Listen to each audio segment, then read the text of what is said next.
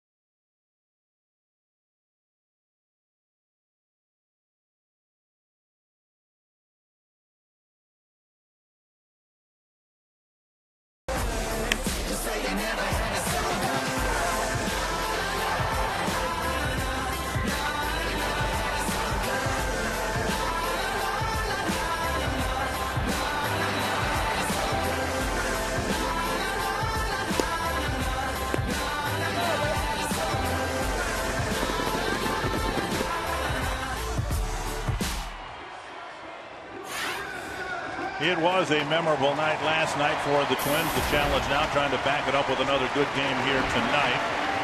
An absolutely gorgeous night for baseball. You couldn't ask for better weather. Cleveland Indians still contending in the American League Central. The Twins hoping to have a really good homestand to reward their fans who've been so supportive this year. And a good start last night.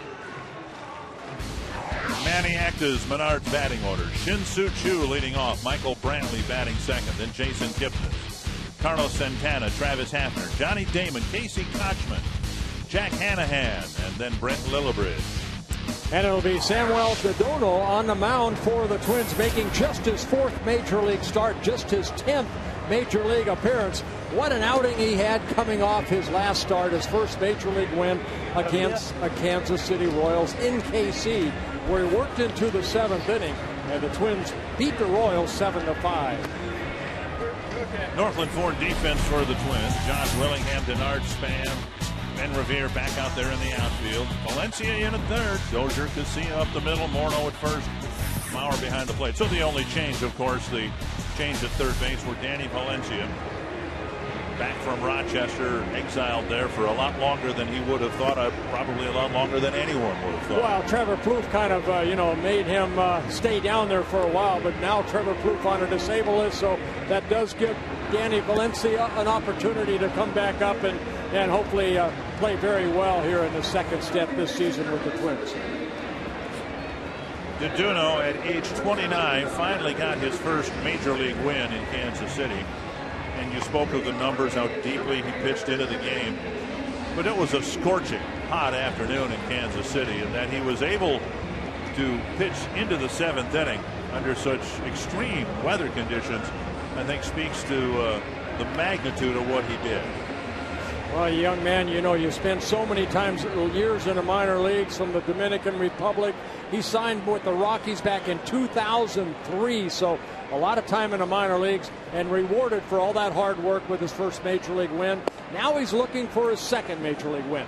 This is a right-handed pitcher that cannot throw the ball straight. It moves all over the place. Good sinking fastball. He'll run that fastball, mix in a curveball, slider, and a changeup. And Chu lines the second pitch of the game into right field for a base hit. Well, single for Cleveland. Yeah, the GMC keys to the game for DeDuno is basically repeat what this man did last night. Follow the leader. Scott Diamond, a 3-hit shutout last night. He attacked the strike zone. Exactly what DeDuno hopefully will do here tonight against the same ball club that Diamond shut out.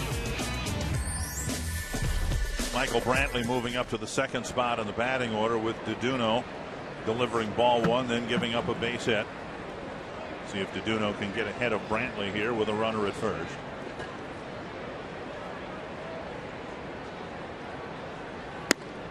And he delivers high, ball one. Sometimes as a pitcher you face a ball club and you say, okay, here's a left-handed hitter and then a right-hander, then a left-hander. Well, this Cleveland Indian ball club, they are loaded with left-handed hitters. The first 8 batters in the lineup are all left-handed hitters. They could throw all 9 left-handers, but it's Asdrubal Cabrera's getting the night off, a switch hitter. Chu swipes second base, despite a good throw by Mauer. He had a great jump right there. Indians like to run a little bit. Chu, one of those good base runners. 11 stolen bases now for Chu in 16 attempts. Watch a jump he gets right there. Joe Mauer, like you mentioned, Dick, good strong throw, but Chu slides in safely. 2-0 now to Brantley. The only strike DeDuno's thrown was hammered into right field for a hit. 3-0. Control has been an issue for DeDuno, and in picking up his first major league win, he did walk 3 men in 6 1/3 innings. Prior to that, he did pitch against the Orioles here, where he walked 5 in 4 1/3 innings. And a 4-pitch walk gives the Indians a threat right away in the first inning. Yeah, he came into this ball game 11 walks in 16 innings at the major league level. Rick Anderson hoping that he might be able to get a ground ball out right here.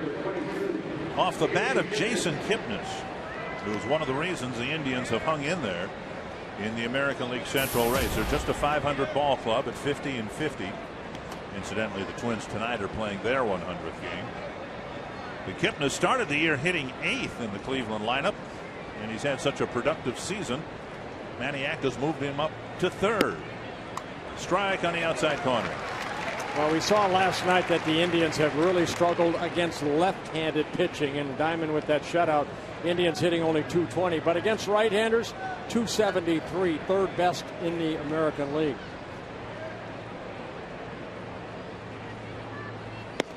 Outside, 1-1.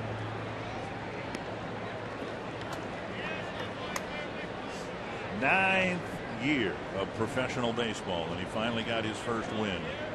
DeDuno's already thrown one more pitch this inning than Diamond did in the first inning when he retired the Indians in 7 pitches. And now 3-1 to Kipnis.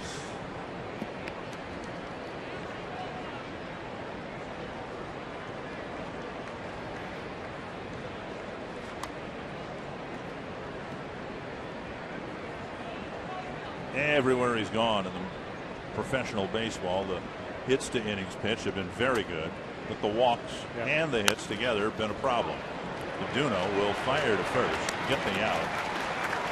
Might not seem like much, but that was kind of a tough play because the chopper in front of home plate went right up into the sun. There's a sliver of sunlight streaming through target field here. And from up here, you can almost see DeDuno have to squint to catch that little chopper. Yeah, this 6 o'clock ball game creates a lot of shadows here, and you can see DeDuno has to get that ball and get it over to first quickly, but both runners advance.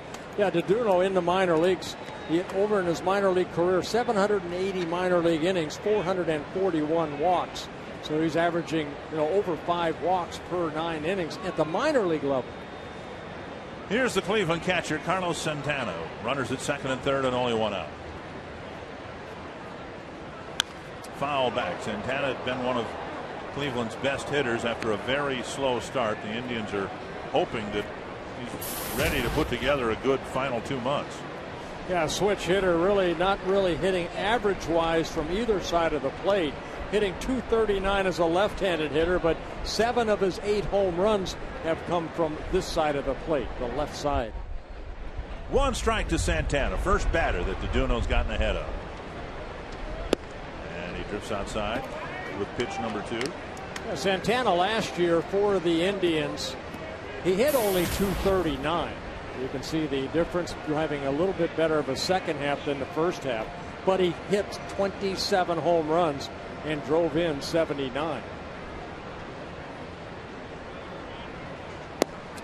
And there's a breaking pitch over for a called strike. Good breaking ball right there, kind of throws Santana at the plate.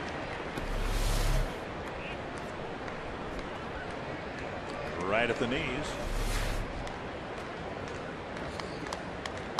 He needs a strikeout here, and his strikeout pitch is that bigger breaking ball that he's thrown.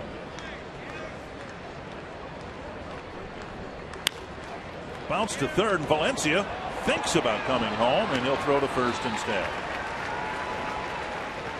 May have been directed to throw to first by Mauer as he looked in. The Twins concede a run, and Santana's retired with an RBI grounder. Yeah, Chu, pretty good jump right here. Watch him take off, and Danny, they kind of waited back on that ball, and you see Joe pointing toward first base right there. If Danny charges that ball, he may have a play at home, but he kind of waited on that good big hop. Santana picks up an RBI, his 39th of the year, as Chu scores the first run. And now here's the designated hitter, Travis Hafner.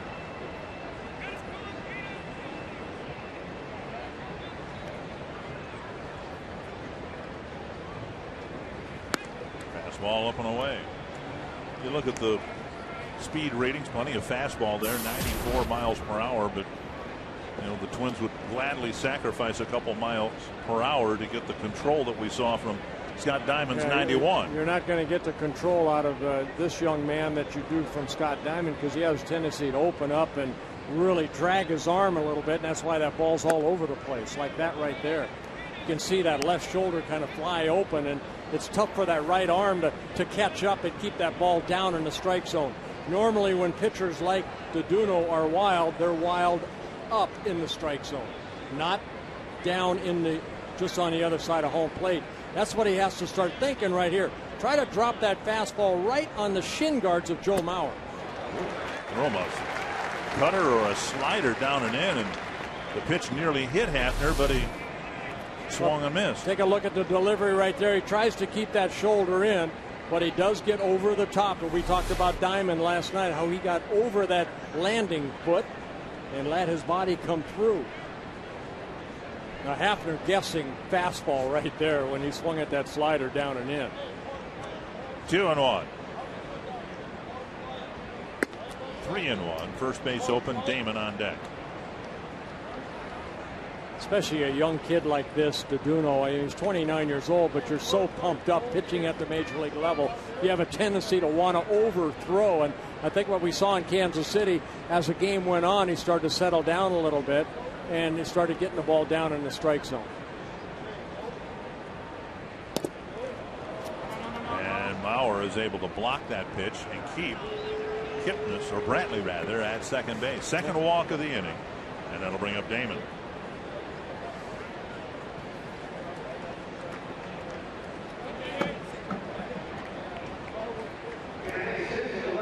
Damon has done okay in his first year with Cleveland. Signed late to an already left-handed team. Damon, a veteran and a winner. And it might be that last trait that will prove most beneficial for the Indians in the final 2 months if they can hang in there.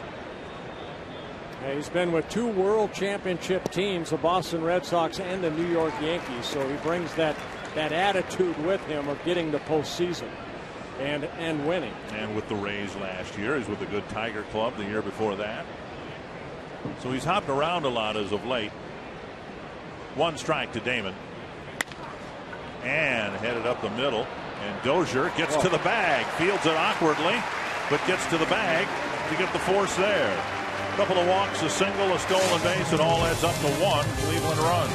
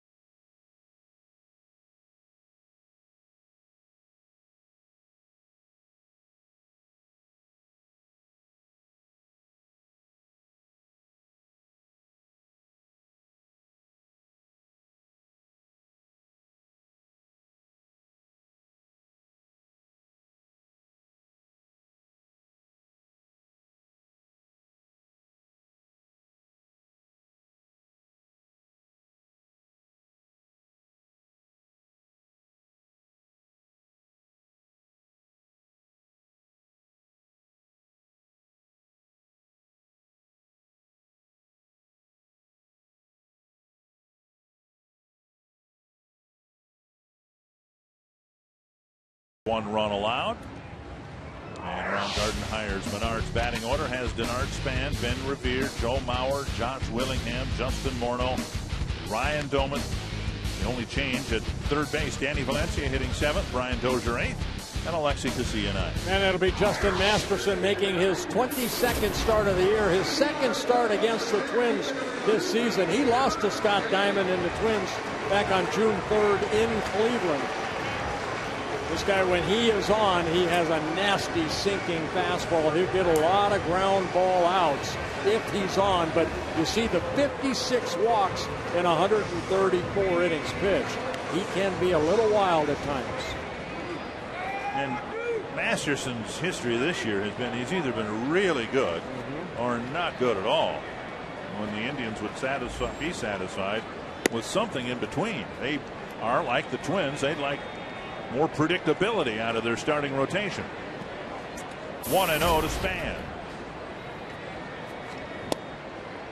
And now a strike.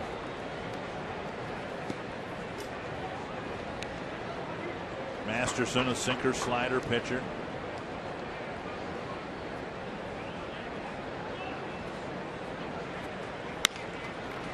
Bouncer to the right side. Easy play for Kipnis. Span retired, 1 away. Northland Ford defense for the Indians. Johnny Damon on left, Michael Brantley in center, Shin-Soo Choo in right. Gold City's native Jack Hanahan at third. Lillibridge new to the ball club. Ian Kipnis up the middle, Kochman at first, and Carlos Santana behind the plate. Their Northland Ford at defense with Ben Revere standing in the box.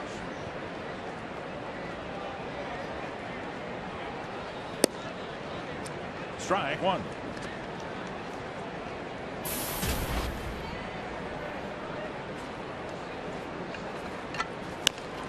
Another chopper, and if Masterson's on, he'll get a lot of these. Revere retired, 2 down. Yeah, Masterson at 6'6", he has that long arm. He'll really pull that arm back, and he almost whips that ball toward home plate. He works off the first base side of that pitching rubber, tremendous sink to get all those ground ball outs. It's a good night last night for Mauer with 3 hits, getting the average up to 332.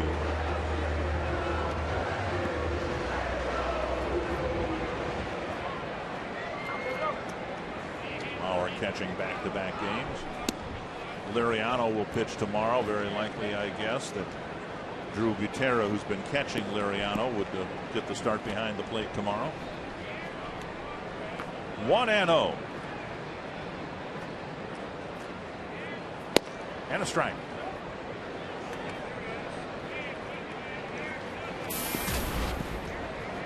See a lot of ground ball outs for Masterson compared to fly ball outs.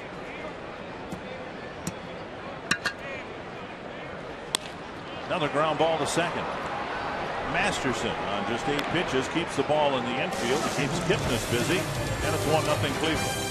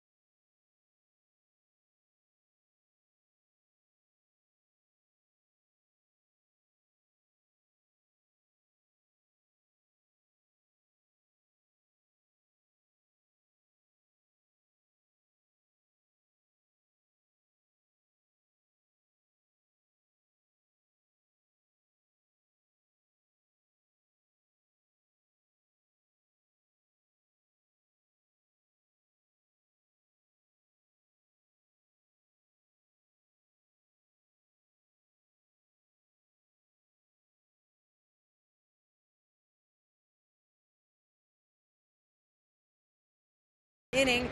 Minnesota's third baseman tonight is Danny Valencia. He's batting 7th in the order. Ron Gardenhire before the game talked about having Valencia back with the team and said, we haven't put really high expectations on him. I told him I'm just expecting him to go out there and play the game right. He said, I told him to have fun, relax, and just do the things that you did before. Just play the game. And Gardy said, in sports, there will be times when you struggle and there will be times when you have success, but you have to make adjustments when you have those struggling times. And Gardy said, for Valencia, that's exactly what we hope he did. Make an adjustment, and we certainly hope he has success this time around. Dick and Bert? Yeah, we all do. Thank you very much, Marnie. 1 strike to Casey Kochman. Kochman hitting 7th, followed by Jack Hanahan. A strike on the outside corner. I didn't know that Marnie had as much power as she had. Yeah, you know, the ball's carrying here a little bit better. Marnie was in the home run hitting contest before the game today. Duno struggled with his control in the first inning. Gave up a run as a result of that. 1-2 to Kochman. Check swing. Breaking pitch, 2-2. That's a good take right there by Kochman. That's a pretty good pitch that broke late, and Kochman laid off of it.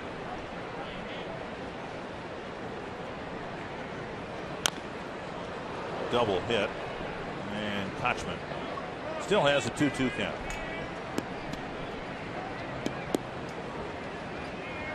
Well, one guy that has enjoyed hitting here at Target Field is Casey Kochman. Since last year, to Victor Martinez, who is missed by the Tigers this year, leading. Time he couldn't check his swing, and Duno gets him with another breaking ball. Again, Marnie Kellner taking on TC and others in the home run hitting contest. And a deep drive to right. A lot of guys watching, and Marnie hit it out there by the flagpole. I told you, she is strong. Going oppo to the opposite field. That was amazing. That was one of the 6 that I hit out. Is that right? She made that 16-inch softball turn into a baseball. Unbelievable how hard she hit that ball. That's called compression, is what it's called. 1 strike to Jack Hanahan. What a gorgeous night. I'm sure you're enjoying the weather wherever you are, but we're glad you're tuning into Twins baseball tonight. 2 strikes. 84 degrees. Feels like the humidity's about half of that. Perfect summertime baseball weather. 2 strikes to Jack Hanahan. There's a breaking ball at the knees, and DeDuno has back-to-back strikeouts. Yeah, DeDuno staying with that breaking ball because he's getting it over this inning. Another good hard breaking ball right here that freezes Hanahan, and he knew it. So 2 down. That'll bring up Brent Lillibridge. The last time we saw Lillibridge, he was still playing sparingly for the Chicago White Sox. He was dealt to the Red Sox in the Kevin Youkilis trade, and then ended up now with the Cleveland Indians. Yeah, Indians ended up picking him up on July 24th. He spent a month in the Boston Red Sox organization. Morneau with a nice pickup behind the bag, and a much better second inning for Samuel DeDuno.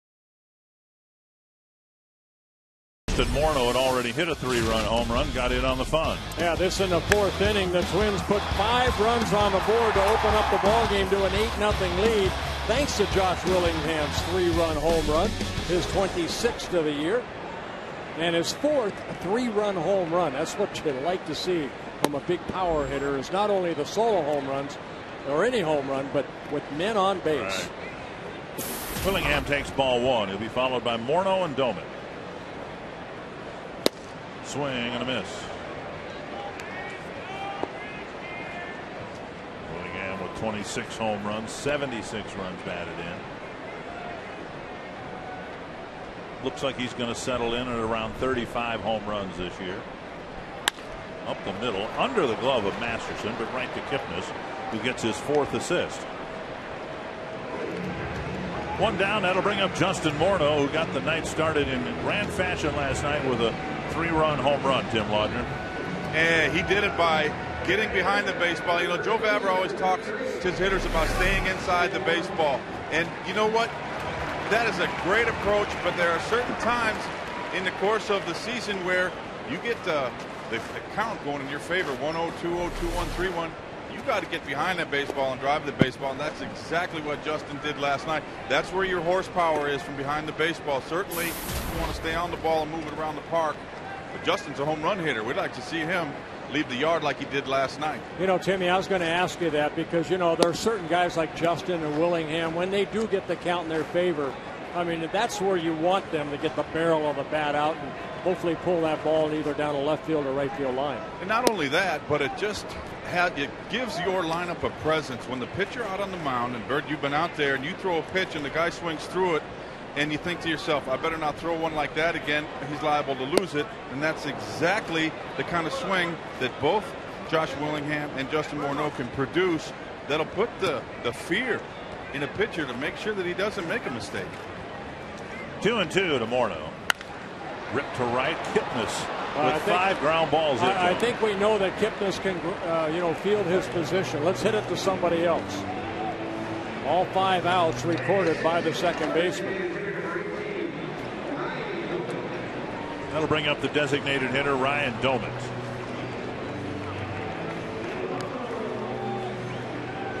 Masterson getting both the one right-handed hitter and all 4 lefties to hit the ball on the ground to the second baseman. Doumit takes low, ball 1. Well, left-handers coming into this ball game hitting 280 off of Masterson. Right-handers only 224.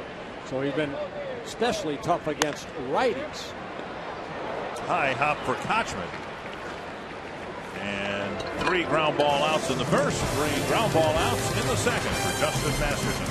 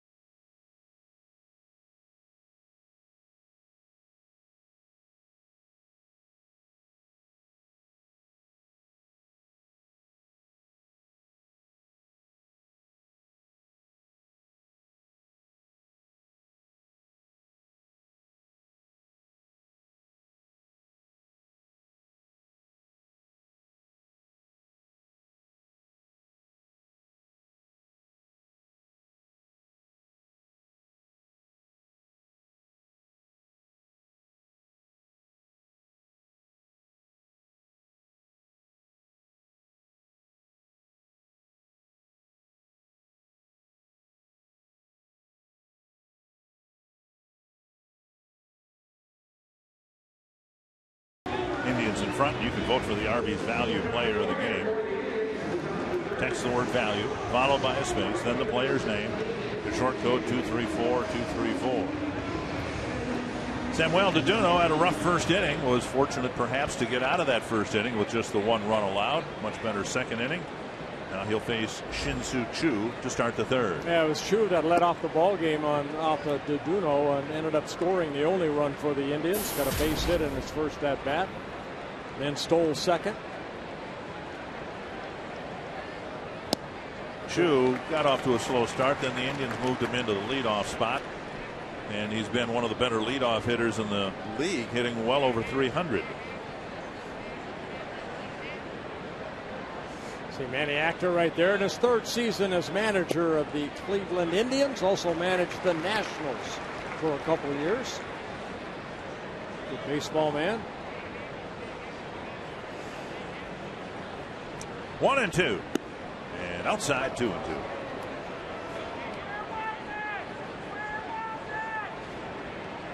Chu from South Korea in his 7th season with the Indians, his 8th major league season. He came up with the Seattle Mariners back in 2005.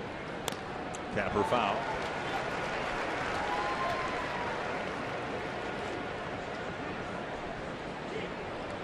Of course, the Indians were hoping Grady Sizemore would be their leadoff hitter, but he's had another injury-ruined season. 2-2.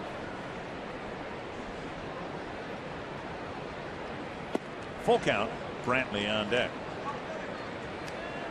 There have been some problems with the Cleveland lineup, but since they moved him there, the leadoff spot hasn't been one of them. That's what you were talking about, Dick, right there, hitting .317 as a leadoff hitter. And he works a walk, and he's aboard to start the 3rd inning. Third walk for Deduno. That'll bring up Brantley. He got a great jump off of Deduno in the 1st inning, so Deduno's job right here, try to make Chu stop and then get that ball to Joe Mauer as quick as possible.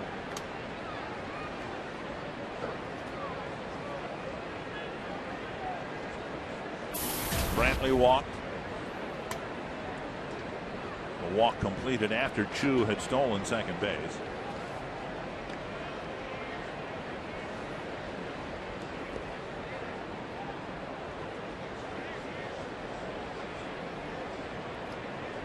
This is a player right here, Brantley, just getting better and better with every major league season he has under his belt.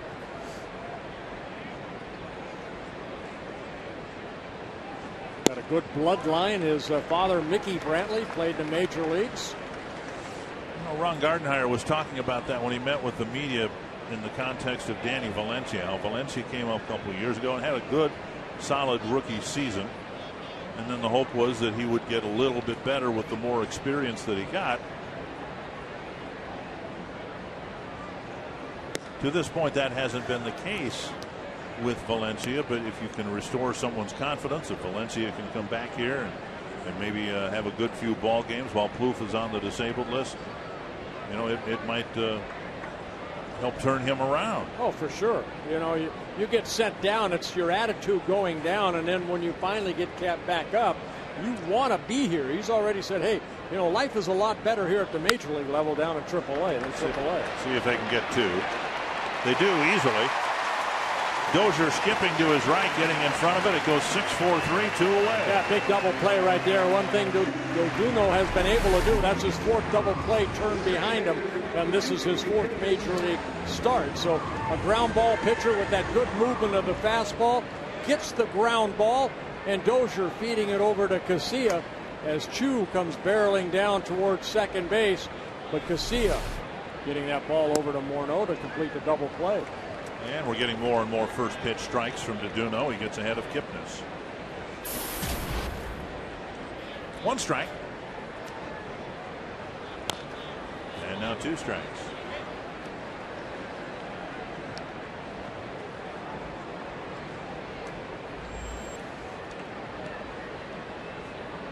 Of 12 after a rough start in that category. Yeah, not bad, not bad. Deduno did come up to the big leagues with the Rockies back in 2010.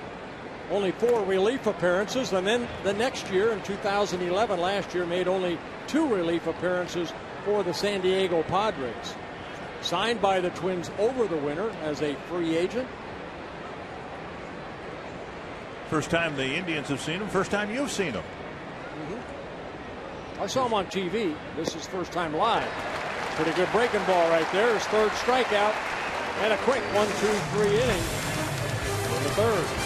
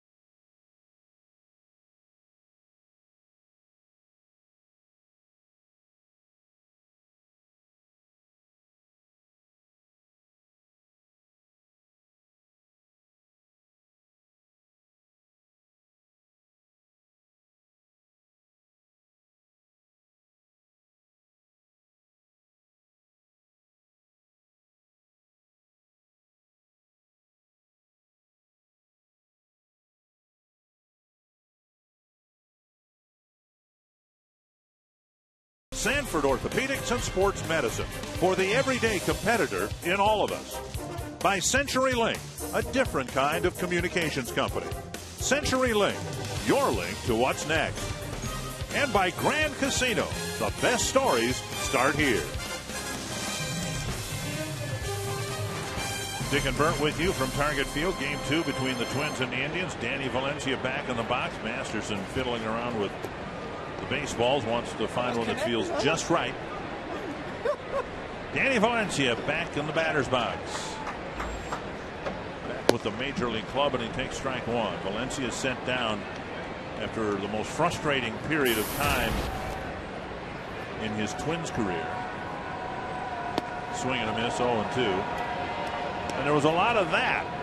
Getting in the box and 2 pitches into the at-bat, being behind in the count, 0-2. Yeah, hit only 190 for the Twins in 27 ball games, and there he goes down on 3 pitches, and Masterson picking up his first strikeout.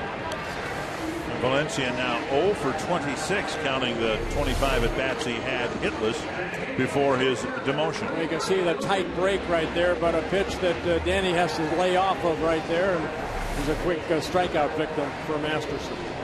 1 gone. Here's Dozier.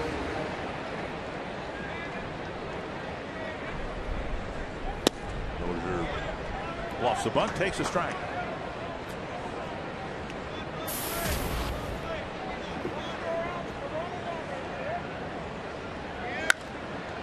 A ball hit in the air. Brantley had problems finding it. Finally does find it, catches it, out number 2. That'll bring up Casilla. Saturday, August 4th, the UFC returns to Fox with 4 massive fights, including knockout artist Shogun Rua taking on Brandon Vera in the biggest fight of his career, plus an epic bout between former UFC champ Lyoto Machida and rising star Ryan Bader. UFC. What are you laughing about? You're doing a great job. UFC Fight Night on Fox, sponsored by Bud Light, is live from Los Angeles on Saturday, August 4th, 7 Central Pacific, 5 p.m. Pacific. Well read. Thank you. I don't know those guys, but I did you NHL. better be nice to them. They'll kick you. Yeah, I did NHL hockey for a lot of years. I had to, pronounce a lot of Czechoslovakian right wingers and things like that, so I had a little practice back then. 1-2 to Casilla. Yeah, let me read that tomorrow. We'll lose our license if we have one. 2-2.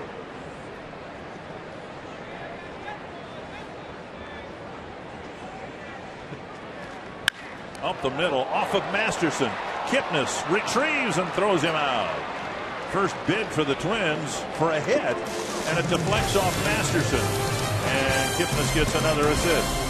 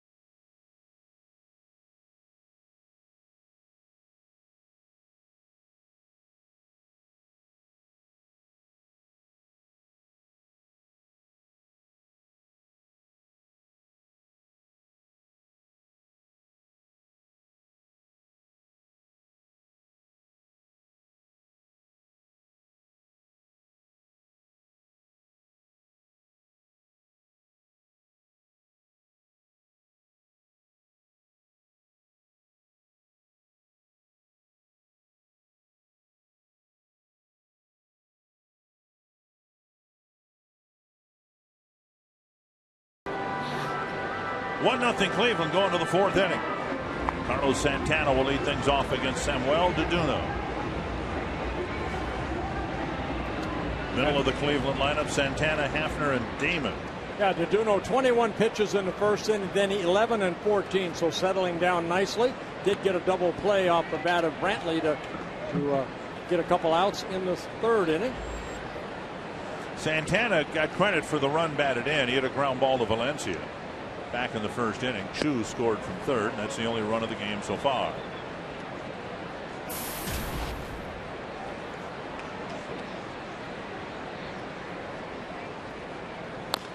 Pounded foul. 1-1. Indians, as we mentioned, playing .500 baseball, 4.5 games behind Chicago. And if they win here tonight, they'll be closer to 2nd place than the 2nd place team might be from 1st place, the White Sox in Texas. But Detroit's already lost today. Anibal Sanchez making his Tiger debut. He gave up 3 home runs to the Blue Jays. No shame in that. They hit home runs against everybody. And Toronto beat Detroit 5-1. 2-1. And an off-speed pitch over. We have seen that from Deduno now at 50 pitches. I think what he's relied on more on that breaking ball. The fastball is kind of all over the place.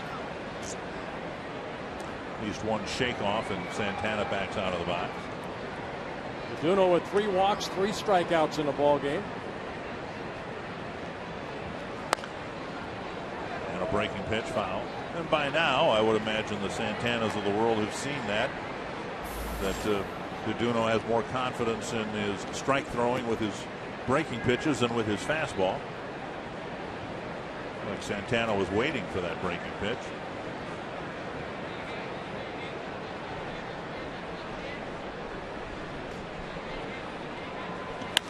And the fastball is lifted behind 3rd. Valencia with room makes the catch.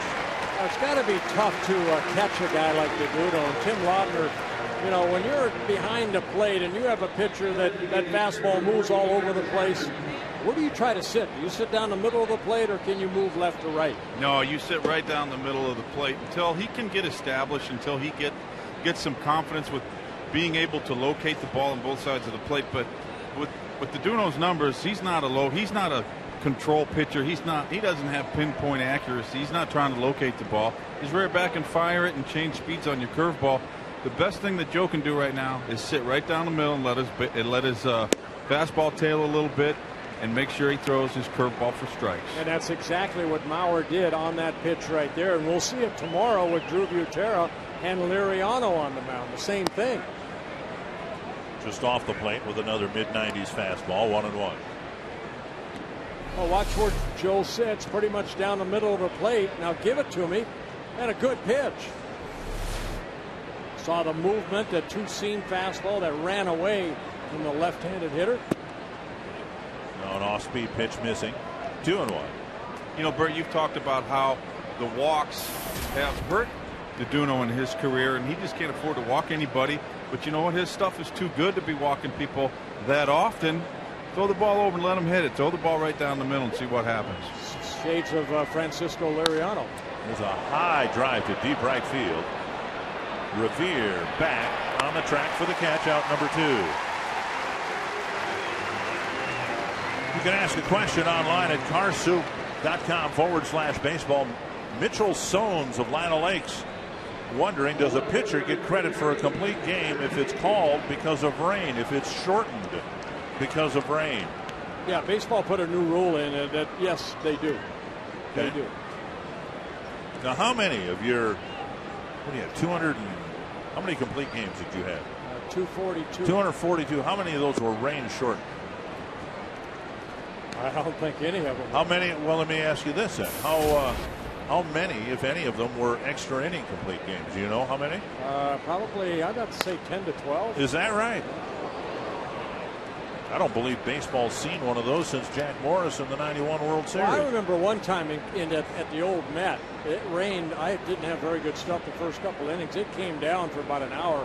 I went back out there and I finished the ball game. I had better stuff the second time around than I did the first time around. So the rain was my best friend that night. I may not have made it through one more inning. 1-2 to Damon. This breaking ball right here, just away. Fox Tracks brought to you by Window Concepts of Minnesota. Damon with a half swing. And DeDuno ends up facing just 3 men again in the fourth. He's faced the minimum after a rocky first inning.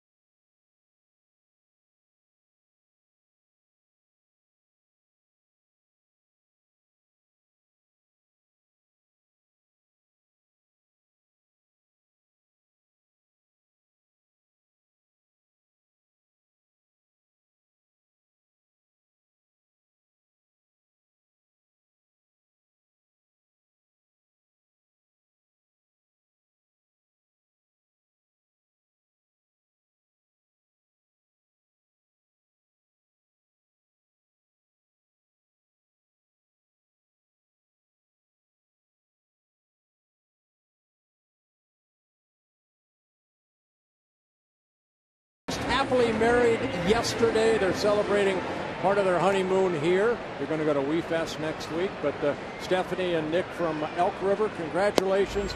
You're a part of our Circle Me Birch section. Congratulations. May you be married many, many years, both of you, together. I think that was the intent yesterday. Till death us do part, the whole thing. I mean, we're counting on this lasting a long time. Congratulations to you two lovebirds. 2 strikes to Denard Span. Twins hitting here in the fourth. So far, they haven't hit at all. They haven't had a base runner against Justin Masterson. Outside, 1-2. Well, thing about Masterson you mentioned, I mean, he can be red hot for 3 or 4 innings, and then he can lose that release point a little bit and be a little shaky. 56 walks in 135 innings pitched. But another ground ball out. To the right side. 1 down. And that'll bring up Ben Revere. Enjoy the best the Target Field has to offer with your group of 25 or more. No deposits required for a 2012 group outing. Simply reserve your best guess number of seats today. Pay only for the number of tickets you actually need. You'll be seated together. Your group's name will appear on the Target Field scoreboard. So organize your church, business, school, or sports team. Call 800-33-TWINS. Ask about a Twins group outing. I can guarantee you that the fans here tonight, I'll just take a shot, 37,000 maybe tonight. They will, of course, hope that the Twins win, but even if they don't, they will remember an absolutely gorgeous Saturday night at this gorgeous ballpark. 1-0 to Ben Revere. My goodness. Twins are wearing out the grass on the right side of the infield. 2 down. 9 ground ball outs of the 11 outs recorded by Masterson. Indians might well have not even bothered to pick up Brent Lillibridge at short. Hadn't hit a ball hit to him yet. Here's Mauer. He hit a ground ball to Kipnis in the first inning.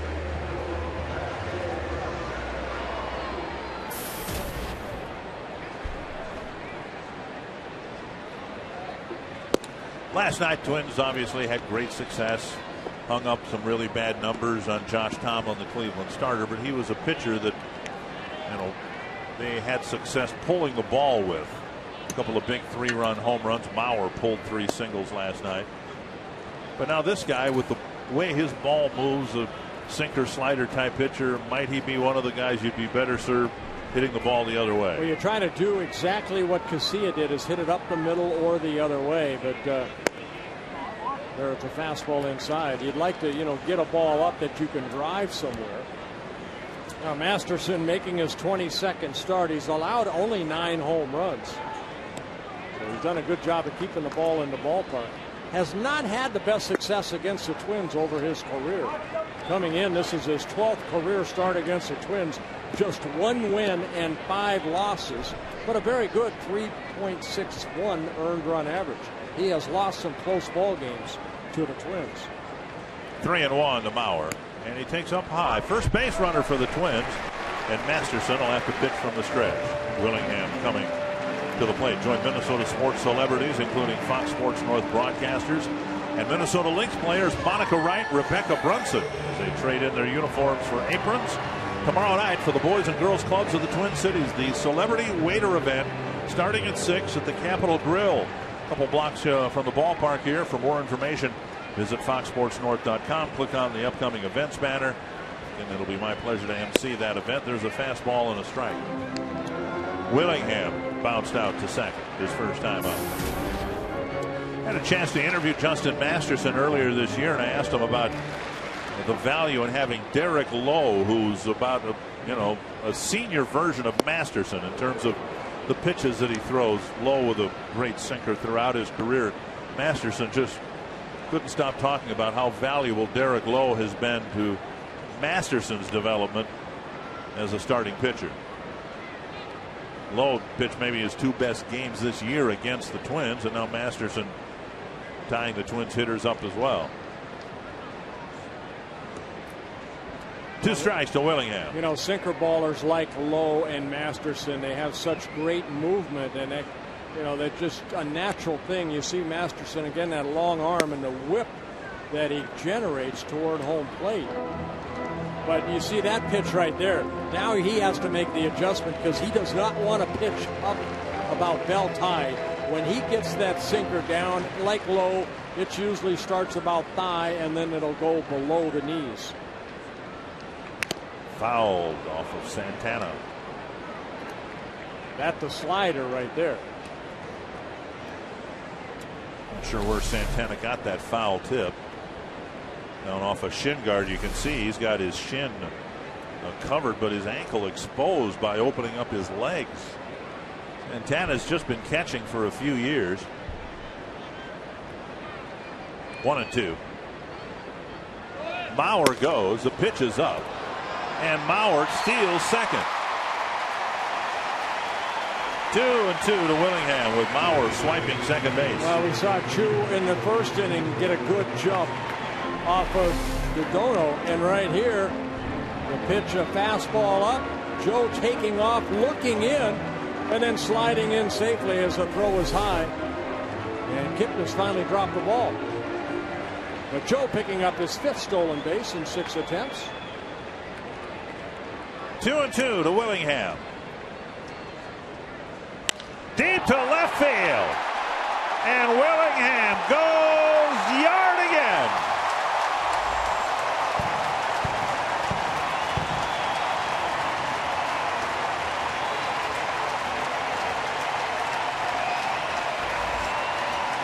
Home run number 27 for Josh Willingham.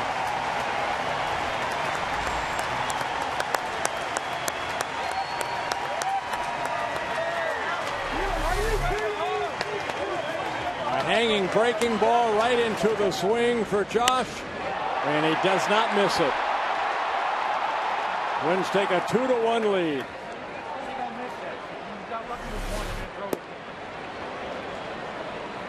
And Morneau takes the ball. Well, the only hit off of Masterson so far in this ball game, a big home run off the bat of Willingham.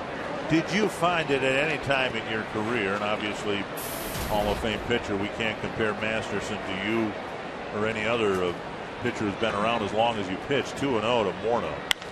Back to the glove.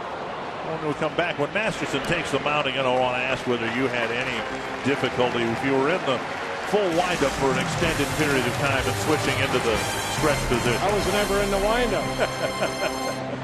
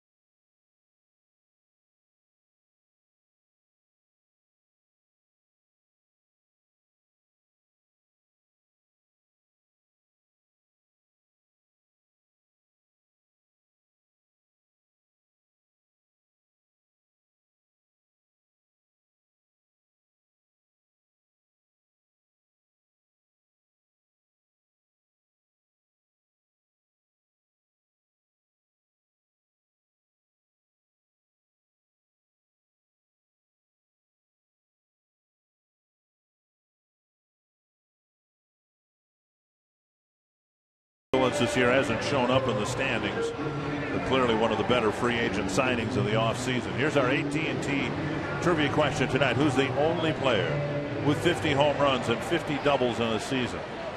Well, that's a layup after what our discussion was yesterday. Yep. Inside to Kochman, and DeDuno now pitching with a 2-1 lead. Kochman, Hanahan, and Lillibridge here in the fifth.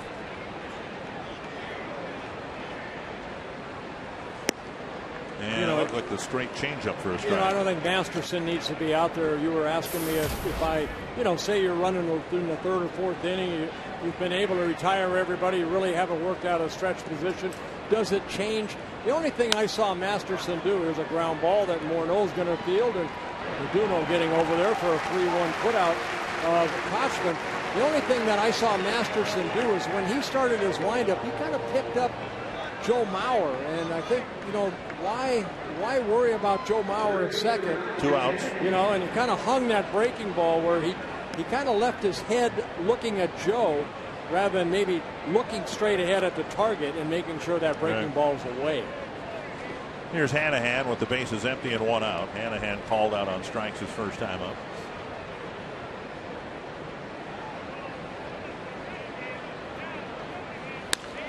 Line to right. Hanahan gets a base hit. Just the second hit for the Indians. And Revere gets the ball back in quickly. Yeah, good solid hit by Hanahan. He jumped on that first pitch. Now, as a pitcher, though, as a starter, you're going to hopefully go deep into the ball game. You have to realize I have to get the outs just as well from the stretch position than I do the windup. I like the windup. That's why I gave up so many home runs, because I could, get back into the windup. Get the bases empty. Right. Then I like the windup. Here's Lillibridge. Now, with the guy at third, did you always go from the full windup? Or depending on who was at third and what the score was, there's so many elements that went into it. Who was on third and what kind of speed. With 2 outs, I would. Maybe with 1 out, I would not. I'd try to keep that runner at third a little closer. But with 2 outs, normally out of a windup. Slow breaking pitch over for a called first strike to Brent Lillibridge. Lillibridge brought on board because the Indians really didn't have a backup shortstop for Cabrera. And Lillibridge in tonight's game not backing him up but starting in place of him, which is of course what a backup occasionally does. Cabrera is their #1 man, and Lillibridge, who can not only play in the infield, can also do a really good job for you defensively in the outfield. Yeah, Lonnie Chisenhall was, I believe he broke his arm. Right. Yep. That's what on a disabled list. They needed another utility type player. Wow. And DeDuno snaps a breaking ball over the inside corner for strikeout number 5. Well, Lillibridge can't believe this call right here as we look at Bill Welke behind the plate. A little bit inside sets Fox tracks, but it's strike 3.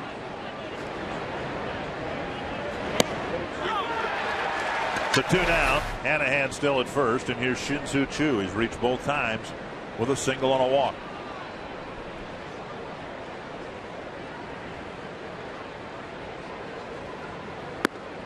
Fastball sailing up and away.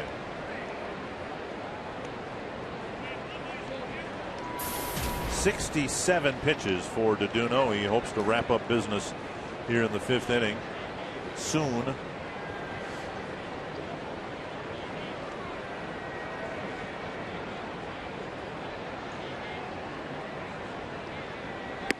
And that's wide of the plate. 2-0.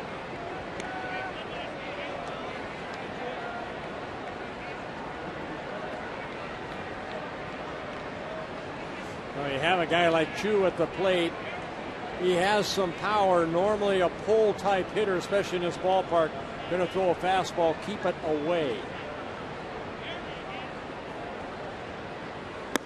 But the fastball again sails all over the place. 3-0 with Brantley on deck. I say keep it away because make him hit it to, left center, left field. That's 21 pitches in the first. Other than that, very well. That's what Masterson tried to do with the breaking ball to Willingham. He just hung it over the plate and paid the price. 3-0 to Shin-Soo Choo. That's over for a strike. Maybe it's a good thing, but you look at the pitches and then you look at the screen and you get the velocity readings, and DeDuno's all over the place. We've seen 94, 95. That looked to be a fastball, but at 89, maybe a little bit of a cutter. Yeah, get me over type pitch. Hanahan not a threat to run.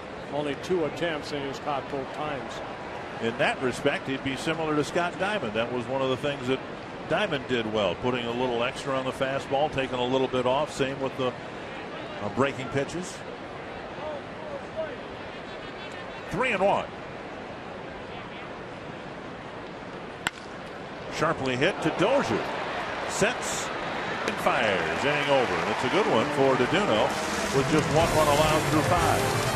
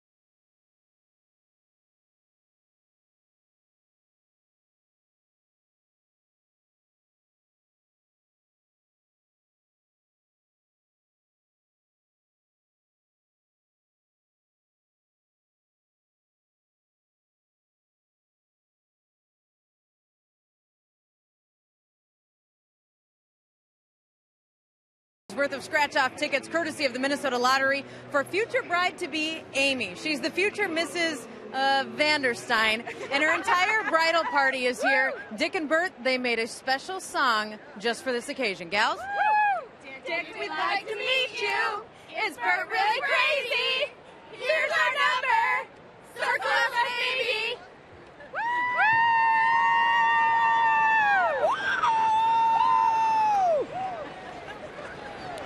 Yes, thank you very much. All right. Inside to Ryan. Thank you, ladies. That's very nice. And that was me at the end. That was your high-pitched scream? Yes, it was. 1-1 to Ryan Doman, starting the 5th inning. And he taps it foul 1-2. Guys in the truck did not like that, but just the audio guys, video guys don't care. Tape machine guys don't care. Audio guys didn't like it. 1-2. Pulled hard and foul. Doman coming into this ball game as a switch hitter, hitting .303 as a right-handed hitter.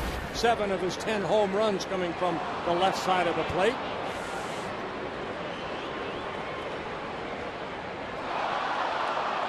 Shin-Soo Choo having a tough time getting the baseball into the seats for a fan. That'll take care of it. He's trying to give it to that young kid right there.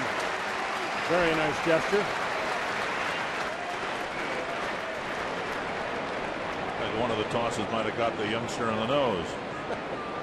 1-2. Doman back to the glove of Masterson. 1 away. There have been 2 balls hit in the air here tonight. Dozier hit a fly ball to center, and Willingham hit it about 400 feet to left. That's been it. Everything else has been pounded right into the ground. Good sinking fastball would create that.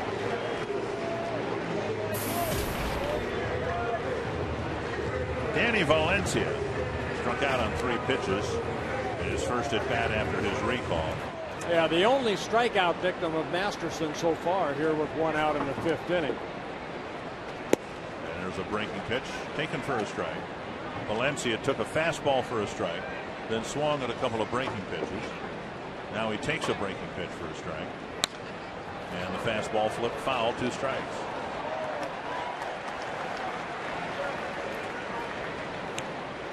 And I would imagine right here, Masterson's thinking that slider out over the plate. And they're going to go inside. Valencia chops it to third. Hanahan sets and fires. And a great job by Kochman now said by Chris Guccione that his foot was off the bag. I was going to say if Kochman kept his foot on the bag, that was a tremendous fielding play by the first baseman. And I thought I saw Guccione call him out and then motion him safe. Yeah, the ruling in air on Hanahan right here as that throw goes on the infield side. And Kochman, that's a tough play for a first baseman. The runner right there. Kochman able to just catch that ball, but doesn't keep his foot on the bag. Valencia never did touch the bag. Valencia never touched the bag. He did not. Dozier takes down and away ball 1. Hanahan, who committed only 5 errors all last year, has committed his 8th of the season this year. Here's Dozier, hit the fly ball to center, his first time up.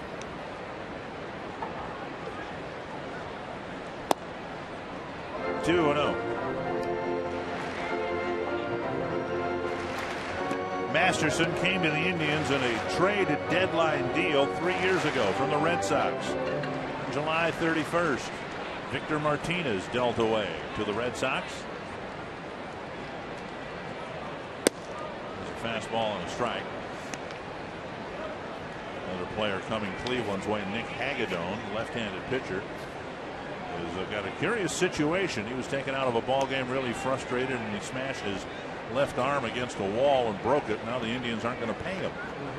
Got a grievance toward the hole, and it'll go through. Dozier has a hit. Valencia to second base. Players Association is filing a grievance against the Indians because they don't want to pay Hagedorn, saying that the injury was self-inflicted. If you're hitting the road, take the Twins with you. You can subscribe to MLB.tv and see every Twins out-of-market game live online and on your favorite devices in HD quality. Visit twinsbaseball.com to order. Get more details. MLB.tv. Baseball everywhere. Home territory. Blackout restrictions apply. Here's Casilla. Hit a one-hop smash off of Masterson. Kipnis retrieved it, threw him out. Here's a drive to right center field. Shin-Soo Choo going back. This ball's up and high off the wall. Valencia's going to score. Dozier around third. He's going to score. Casilla with a 2-run triple.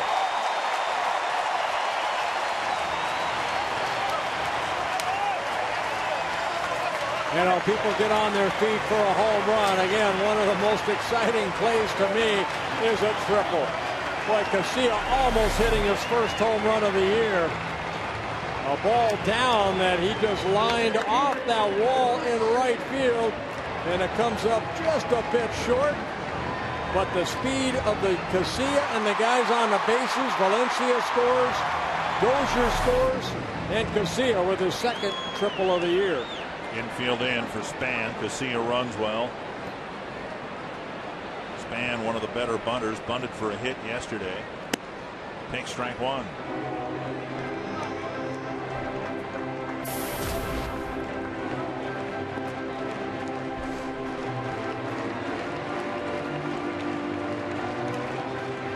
Twins hoping Span can get one to the outfield, but again, you've got a sinker baller on the mound who's gotten just about everybody to pound the ball into the dirt. Always a possibility of a squeeze here too.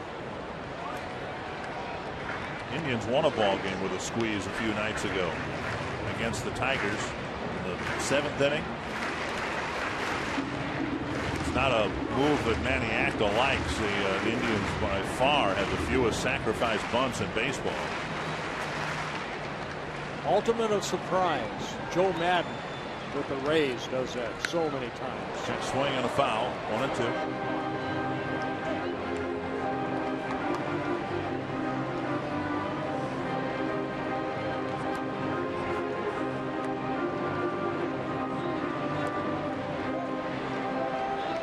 Couple in the 4th on a Willingham home run. A couple in the 5th so far on a Casilla triple.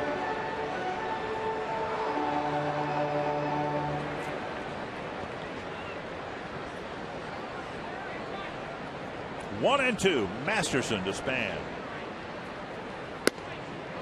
Fastball up high. Yeah, tried to go fastball in, but missed.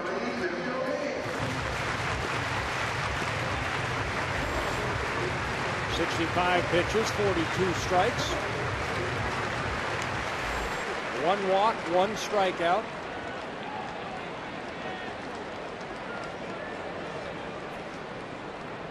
Two and two. Chopper, Casilla, anchored at third, 2 down. And Span has just beaten the ball in front of home plate 3 times to the right side. The key at bat there, he's unable to get Casilla in. That'll leave it for Ben Revere.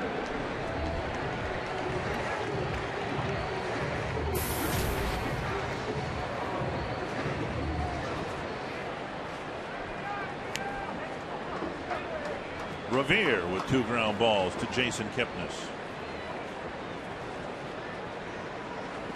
Down and in, ball 1. Now, one thing Masterson does, he has had 11 wild pitches this year, the most in the American League.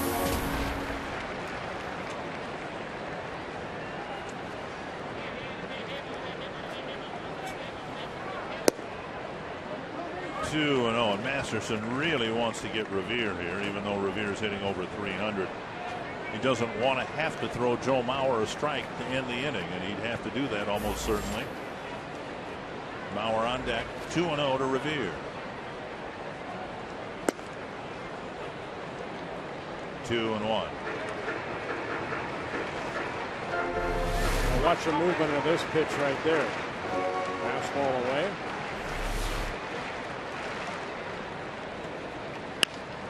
Loop to left. Damon coming in. Won't get it. And Revere delivers the 2-out hit. Casilla scores, and it's 5-1. I think we saw that in last night's ball game. Good 2-out hitting. He got jammed right there, but hit it softly in front of Johnny Damon, who came charging in. Big RBI single by Ben Revere, scoring Casilla. Twins put a 3 on the board so far here in the bottom of the 5th inning. to take a 5-1 lead. Maurer, the first Twins base runner in the fourth inning with 2 out, drew a walk, stole second, and then came in on the Willingham home run. Twins have added 3 more here in the fifth. Revere, of course, a threat to steal. If Maurer's able to steal as he did in the fourth inning, you'd think Revere might go here. 21 for 26 in stolen base tries.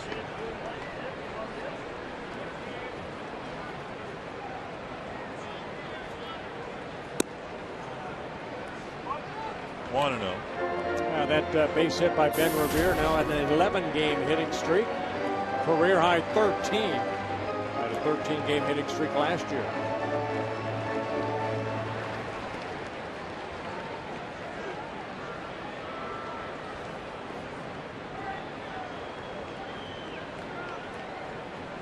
One and 0. Inside. 2 and 0. Oh, nice play by Santana right there. Breaking ball.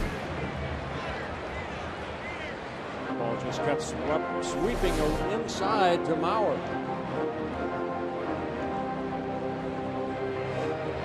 Quick trip to the mound by Scott Radinsky.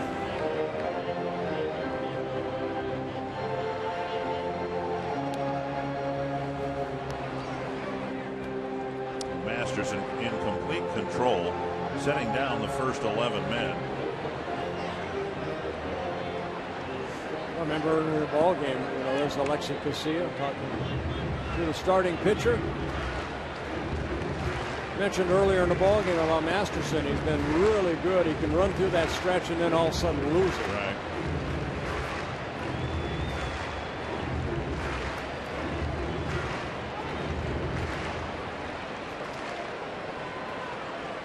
Two and 0 to Maurer.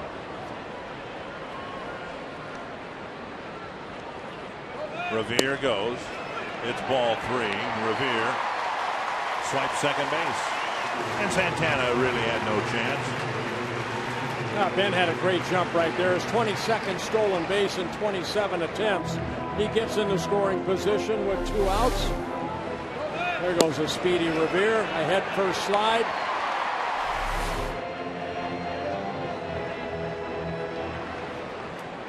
Two and 1.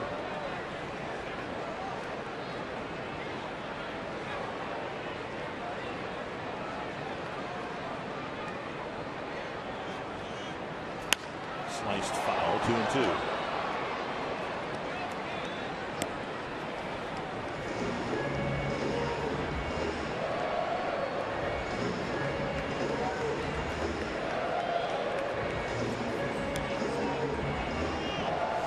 Masterson, born in Jamaica, but basically grew up in Ohio.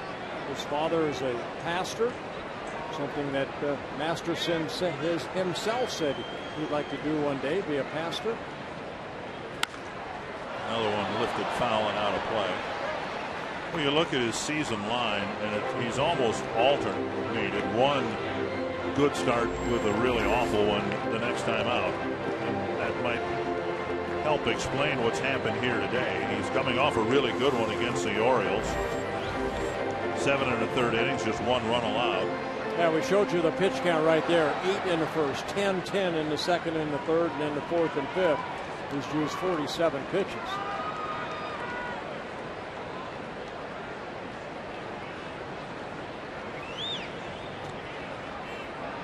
And Maurer getting time.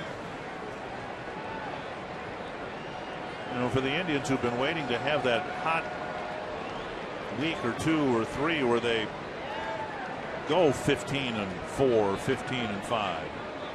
You really need your front end pitchers to be more consistent than Masterson's been. There's Maurer, who rarely takes a called third strike, and Masterson fooled him. But the Twins get 3 more in the fifth. The big hit of the inning, Alexi Casilla's near home run, a 2-run triple.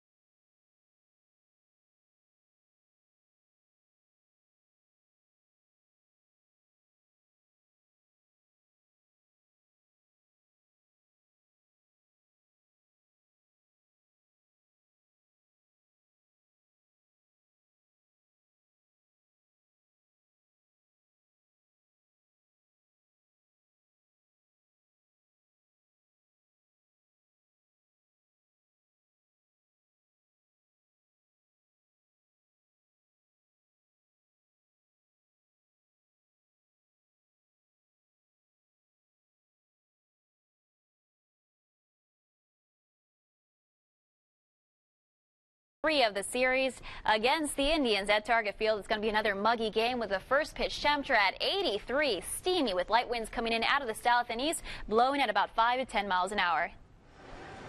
Well, thank you, Vanessa. It's obvious Vanessa was not in Kansas City or Chicago or Detroit or Texas or Cincinnati or Pittsburgh, where we really had warm and steamy weather. 83 doesn't sound too bad at all tomorrow. Oh, no, not at all. Michael Brantley will lead off against Samuel Deduno, who now has a 5-1 lead. In the dirt, ball 1. That was Deduno's 72nd pitch, so it's plausible if he can continue to pitch as he has, the Twins might be able to get 7 innings out of him today. Boy, wouldn't that be nice? That foul.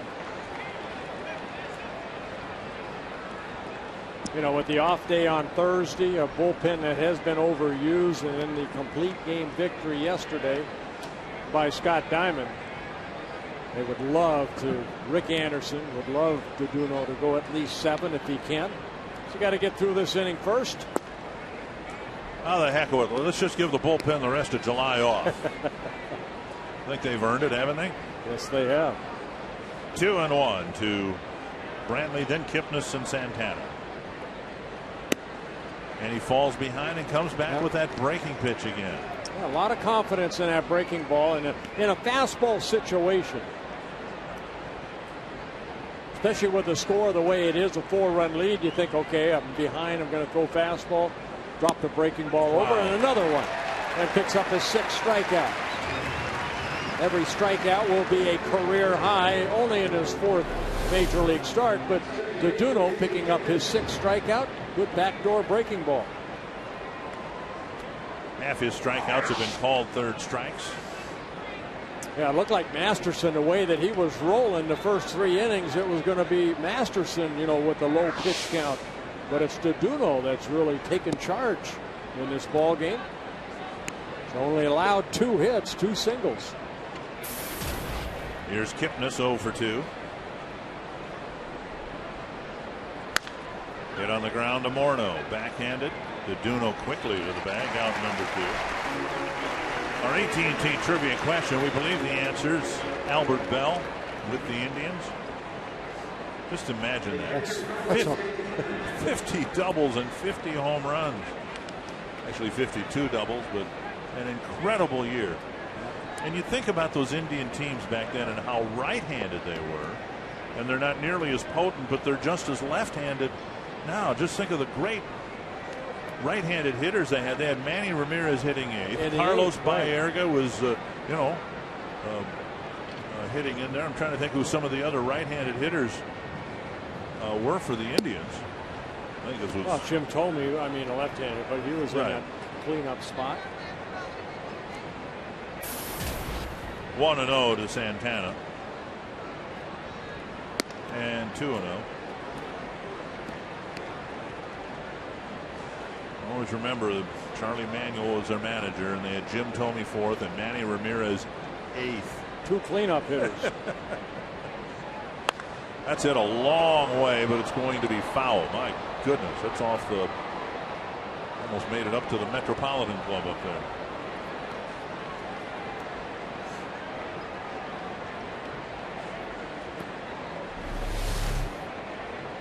Fastball in, and Santana, that uppercut swing, hits it a long way, but it's just a long strike. 2-1 now to Santana.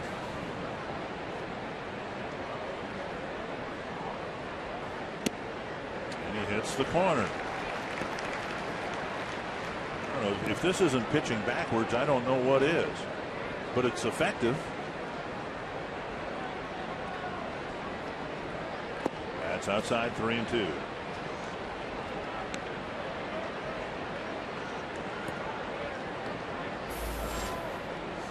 Well, that's when they had Kenny Lofton, they had Roberto Alomar, Omar Vizquel, along with Albert Bell and Jim Thome.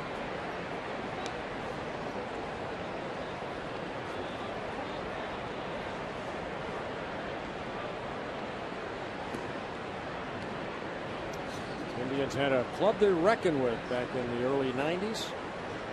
Full count to Santana. Hafner on deck. That's off a foot, foul. And the Indians in 95 again in 97 got to the World Series. Oh boy, off the shin. Ouch.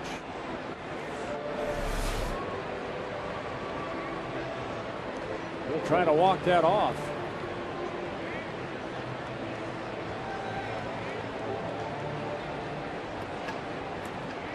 Keep wanting to ask the Twins trainers why they don't use that spray stuff anymore. For 20-25 years they come out and put that aerosol spray to kill the pain. Just temporary. A walk by Dodono, his 4th of the ball game. That'll get Hafner to the plate.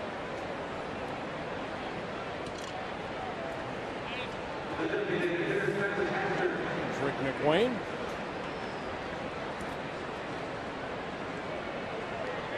Hafner drew a walk in the first inning, hit a warning track fly ball to right in the 4th.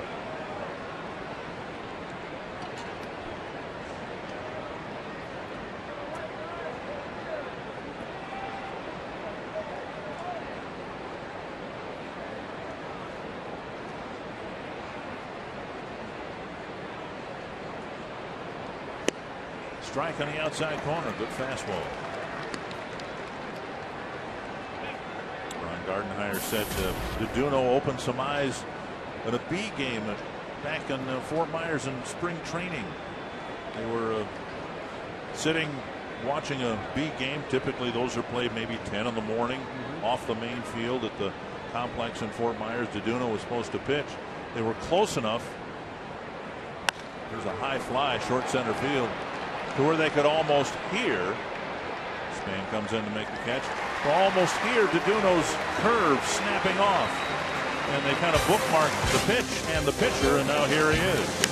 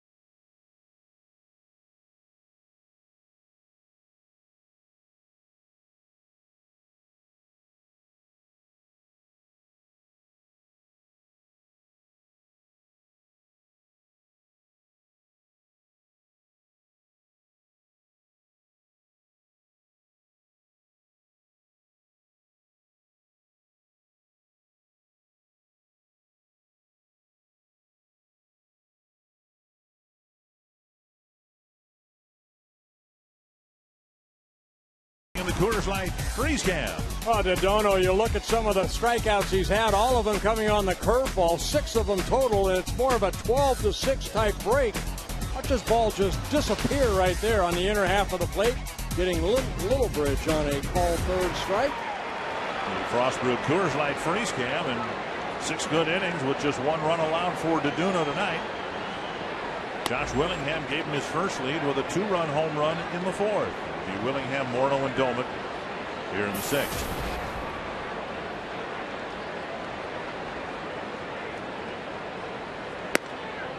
Up and away, 1-1. You know, and that at bat for Willingham, it seemed like Masterson threw him a lot of sliders early in the count, and then he hung one, and Willingham did not miss that slider. He hit the home run. This one lifted foul into the seats down the right field line, 1-2.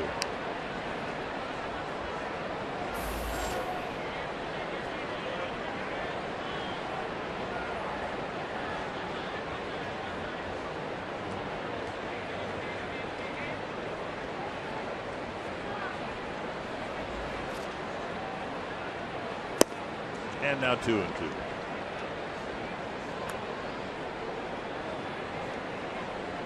When Masterson came to the Indians, there were some who thought he'd be better served as a relief pitcher. He does not have your typical starting pitcher mechanics. Diving stop to his left. Nice play by Hanahan and a better throw. 1 down. Very nice defensive play right there by Hanahan. Kind of opened the door last inning with the air off the bat of Danny Valencia, but here diving to his left and covering that hole between third and short makes a nice defensive play.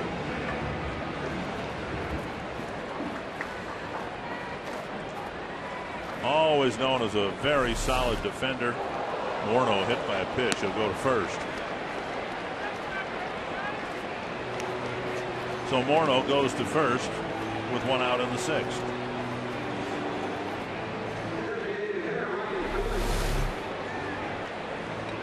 Big slider on the back leg of Justin. And off the quad. Ouch. 9th hit batsman of the year for Masterson. So Morneau at first, 1 out. Big shift put on for Doman. And he takes ball 1. All the teams you played for, Twins, Indians, Rangers, Pirates, did they do much shifting, and then did you have to pitch into the shift? No, we never shifted. I can't remember anybody that we shifted on. That foul.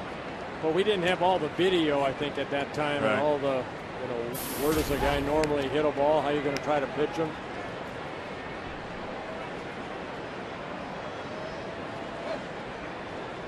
You might have shifted Reggie Jackson. My outfielders did, yeah. Play deep and cut across. 1-1. And Doman beats the shift, slashing one to left field. Morneau to second base. That takes pretty good bat control right there to be able to say, okay, if that third baseman's going to play short, there's that big hole. I'm just going to drop the barrel of the bat and go the other way. Take a look at Doman right here. That sinker, it's almost looked like he tried to inside out this ball. Looked like Ichiro. Yep. Good piece of hitting right there by Ryan Doman. Here's Valencia, 0 for 2. Struck out on 3 pitches in the 3rd, fell behind early in the 5th, but hit a 2-hopper to Hanahan, but Hanahan's throw sailed on him a bit. And eventually opened the door a crack for a 3-run inning. Tapper to 3rd.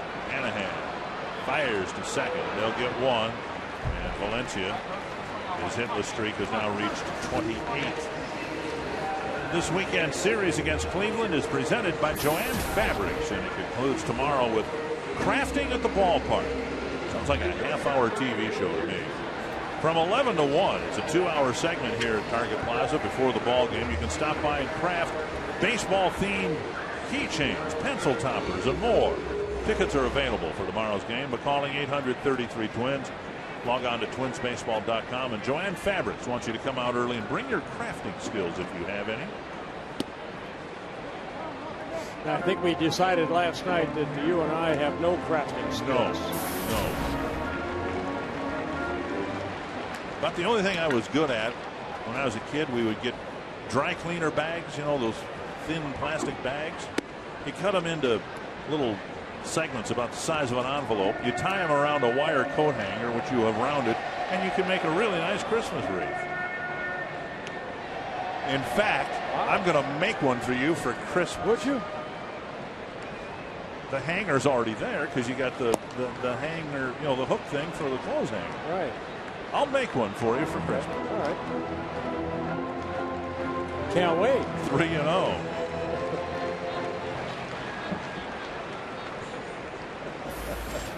I I got you a new car today at Village Chevrolet, and you'll get me a coat hanger for my Christmas tree. Yeah, but, you know, the car, after 100,000 miles, you know, it's going to be gone. The wreath, this car had a lot more than 100,000 miles on it. The wreath will last you forever. 3-1 to Dozier. You did want an engine in your car, didn't you? Check swing, no swing. Bases loaded now for Casilla. Well, Masterson walking his second batter of the ball game. Walked Mauer in the fourth inning. Dozier holding up, very close. It's ball 4. No activity in the Cleveland pen, and a chance to bust the game wide open for Casilla. He drove in 2 with a triple, high off the wall in right center in the 4th. He golfed a low fastball almost out of the ballpark. We'll see what Masterson gives him here. You know, early in the ballgame, we saw the hitters kind of get on top of that sinker, and Casilla just kind of dropped the barrel of the bat and hit that ball almost out of the ballpark. Pulled foul. And another one down and in. 91 pitches for Masterson.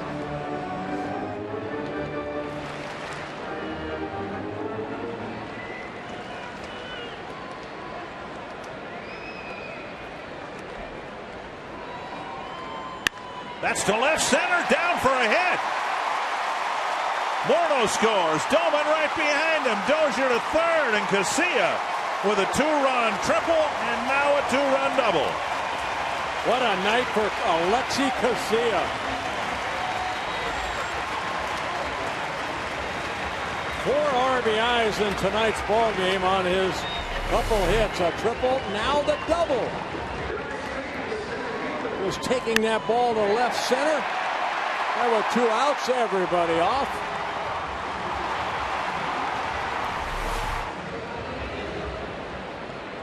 Span with 2 men in scoring position and 2 away. Span flips it foul, 1 strike.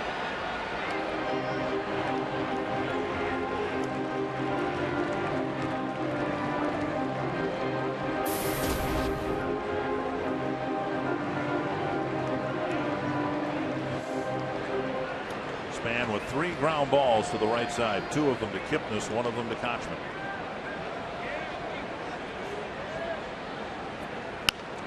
And another foul. 2 strikes.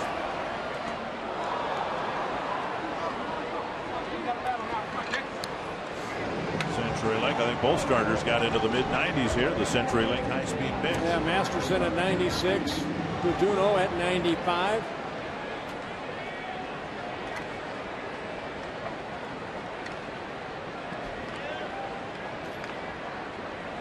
Two strikes to the Twin center fielder. That's pulled past Jerry White. Now activity in the Cleveland bullpen. Masterson struggling here. A couple of unearned runs in the 5th by my count, but nevertheless 5 earned runs, and Esmail Rogers, another hard-throwing right-hander, warming up. See the first 3 innings outstanding, the last 3 not so good for Justin Masterson. 2 in the 4th, 3 in the 5th, 2 so far here in the 6th. Span with a chance to drive in 2 more if he can get a hit to the outfield.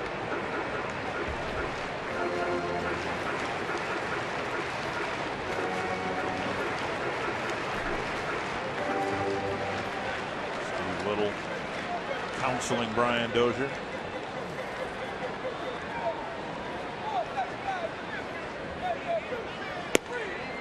And now inside 2-2.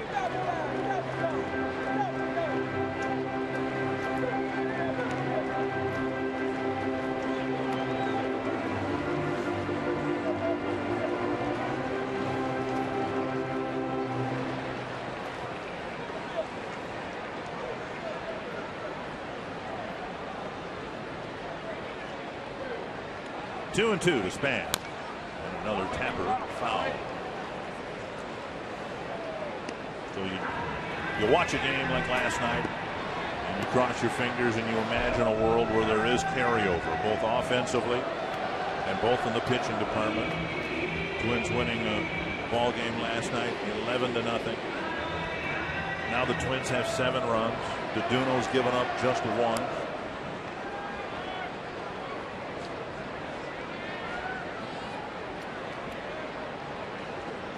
Another 2-2 to Span. Another foul back.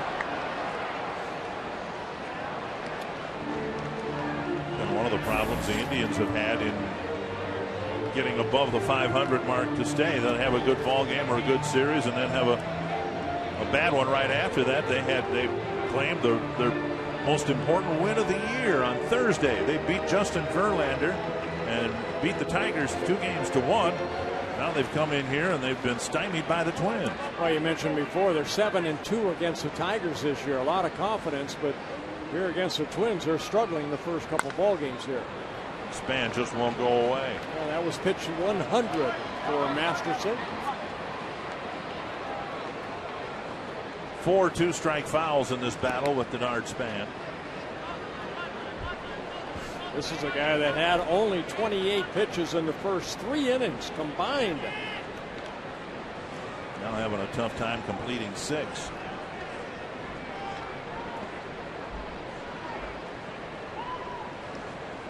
See Josh Tomlin over Masterson. He was roughed up last night.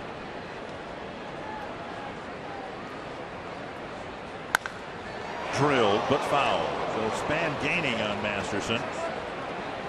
5 2-strike fouls, and the count remains 2-2. Well, Span having a very good at bat. 9 pitches Masterson has had to throw him so far in this AB. Santana out, probably saying, all right, we've thrown him everything. He's gotten a piece of everything. You got any ideas? Yeah, pick up that rosin bag that's behind the mound. Throw that, see if they hit it hard.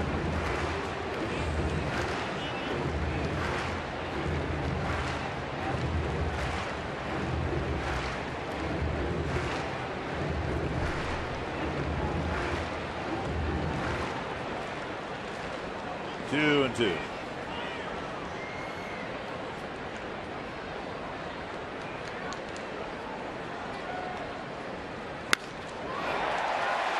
fair ball after a great at bat. Span gets his hit and drives in 2. What a battle. And Span makes it a 4-run inning. Well, it took him 10 pitches to get that 2-run double, but it's a fastball away, and Denard Span, who usually lets that ball go deep into the strike zone, just hits that ball the other way. The quick wrist of Denard Span, hitting that ball down the left field line. Dozier, Casilla scores. And the Twins open up the ball game with a 9-1 ball game. Masterson set down the first 11, but was only able to retire 6 men after that.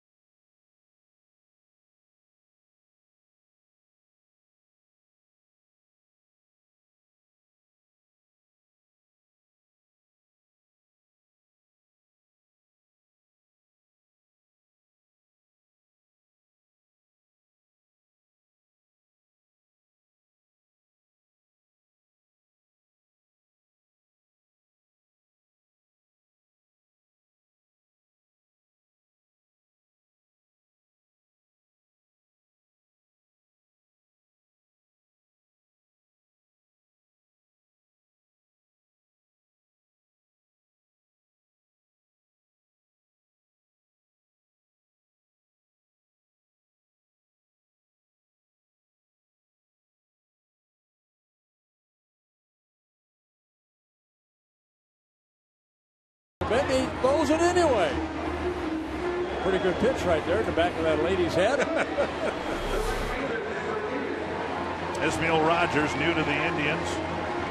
Hard-throwing right-handers, they and everybody else looking for relief help. Yeah, Rogers coming over from the Colorado Rocky organization on June 13th for cash. Not Norm Cash, not Dave Cash, but just hard cash. Straight cash, homie. With Ben Revere. Making his 18th appearance.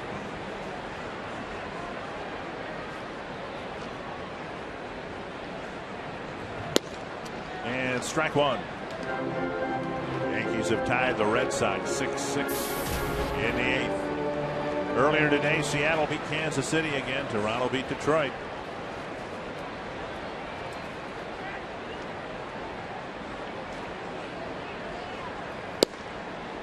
Down and in, 1-1.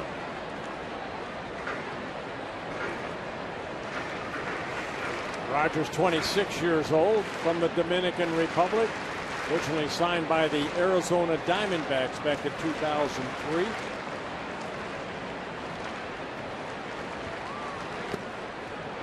Two and one.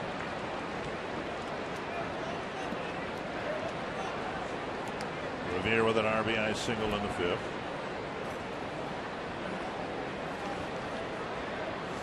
All crumbled in on Justin Masterson in the middle innings. Well, this game can jump on you very quickly, and it did for Justin Masterson. And Revere spanks one through the hole. Span around third. Damon's throw not in time, and Revere has his second RBI single. 11 runs last night and 10 so far tonight.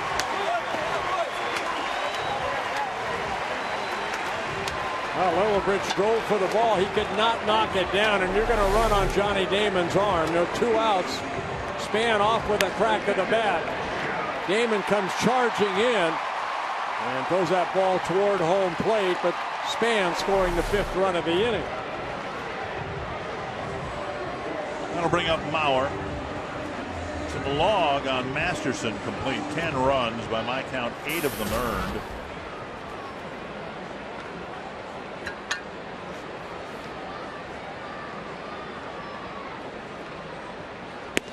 Pitch up and away, ball 1.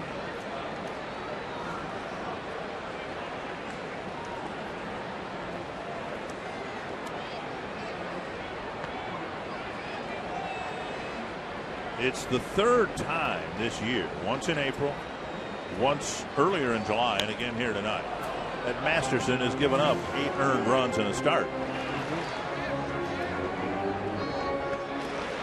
Well, you mentioned, Dick, it's been 1 good, 1 bad, 1 good, 1 not so good. And it's been almost the whole season that way. 1-1 to Mauer. 9th man to bat here in what has been a game-breaking 6th inning.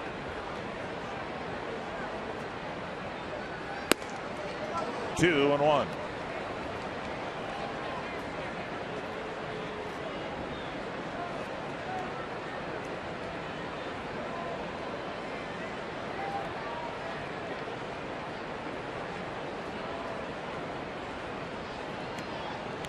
Derek Lowe, who we spoke of before, had been a good influence on Masterson, but now Lowe's had a really tough time since the first 2 months of the year.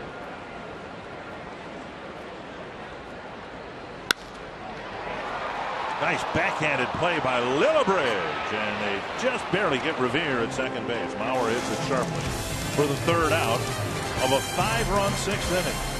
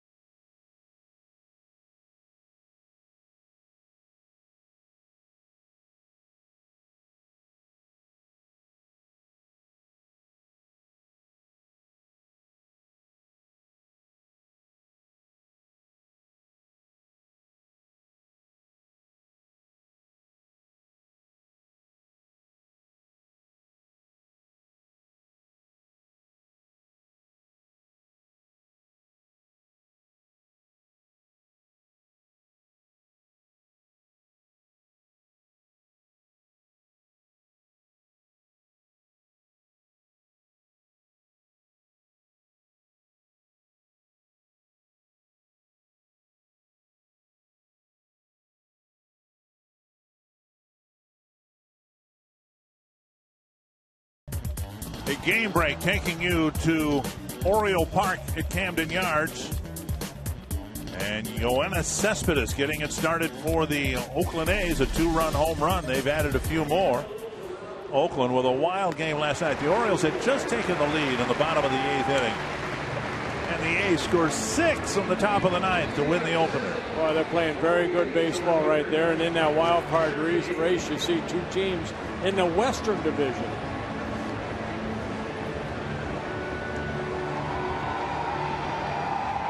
Samuel Deduno in very good position here to pick up his second major league win in as many starts. He went 6 1/3 innings in Kansas City to pick up his first win. He'd like to complete the inning here. 89 pitches coming into this inning. And he delivers ball 1 to Johnny Damon, who bounced to short and struck out.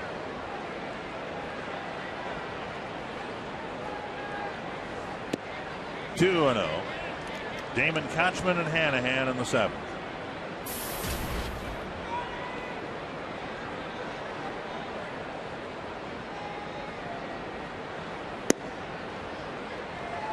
And something at 87 got over for a strike. Yeah, kind of a get me over, take a little off my fastball, right over the heart of the plate.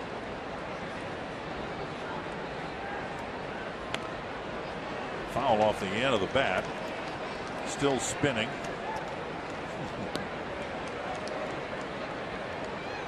Tyler Robertson warming up in the Twins pen.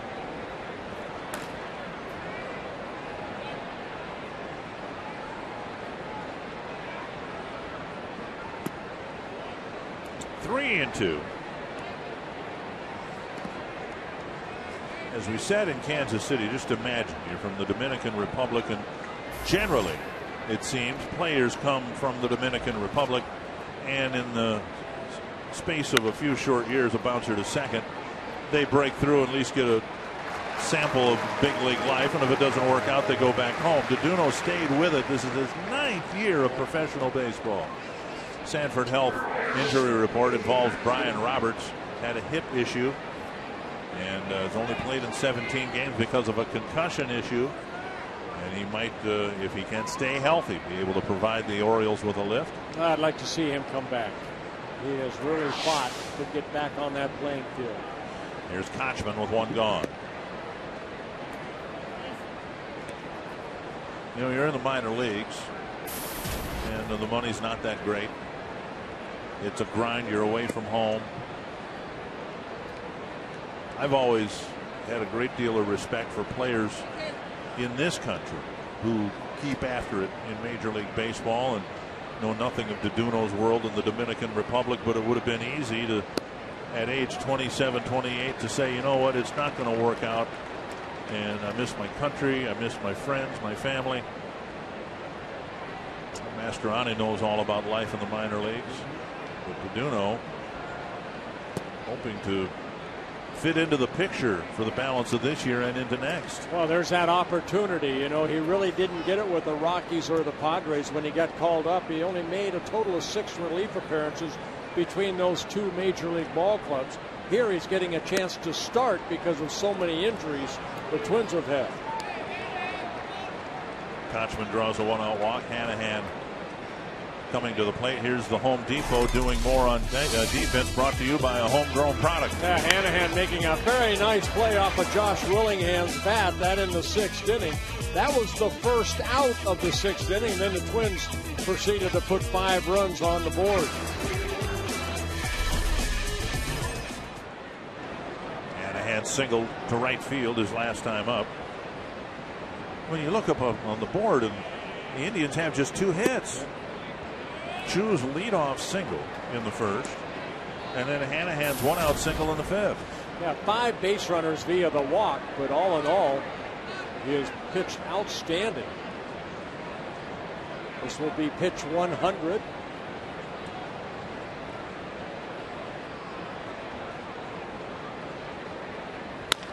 Tapper right side. Morneau charges. Deduno covers.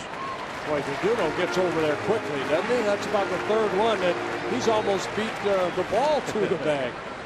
Well, when we asked Ron Gardenhire about Deduno, they one of the things he mentioned was he fields his position well. He's very mobile on the mound, and we've seen that. Watch how quick he gets over there. Wow.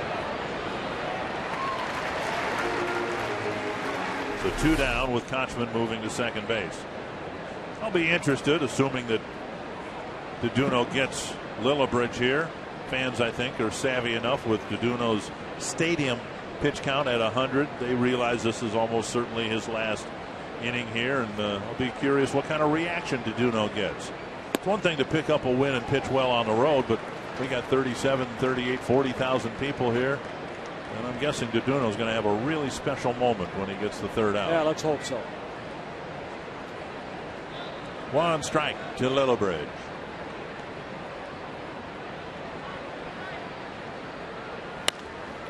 Two strikes. And what better way to finish off 7 really good innings than with a strikeout?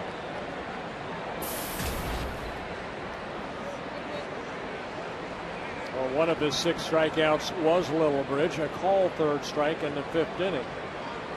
And that curveball inner half of the plate.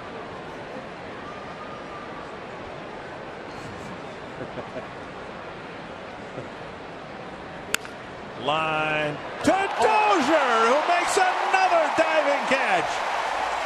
And Duduno signals touchdown. He's not even going to wait in the dugout. He's just going to come out and greet Dozier on the infield grass. That's what he should do. Great play by Brian Dozier.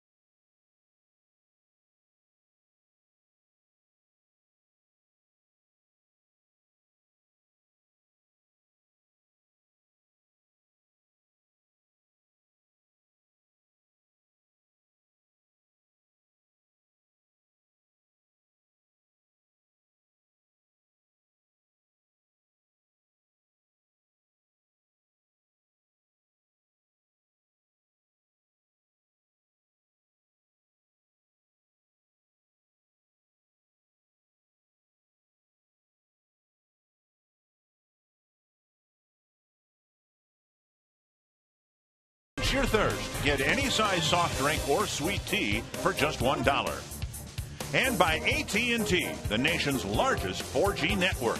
AT&T. Rethink possible. Another good night for the Twins. 11-0 last night, 10-1 tonight. Samuel Duduno has been very impressive here again, allowing just 2 hits.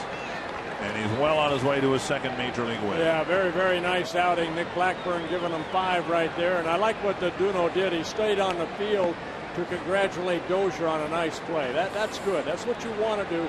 You know, congratulate your teammates on the field. Don't wait till they come in the dugout. Stay out there, especially a starting pitcher. Players appreciate that. They're everyday players. Willingham facing Rogers and a swing and a foul tip. 1 strike.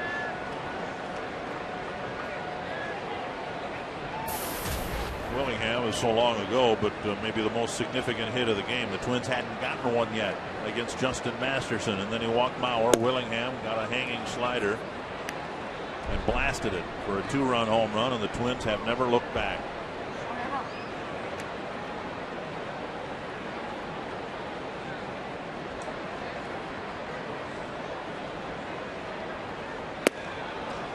Up and in, 2-1.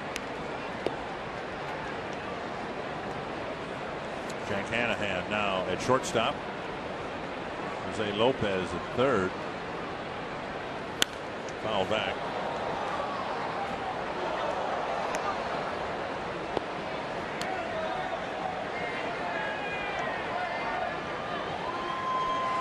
Two and two to Willingham. Brett Lillibridge in the game now in center field, replacing Brantley. 3 and 2.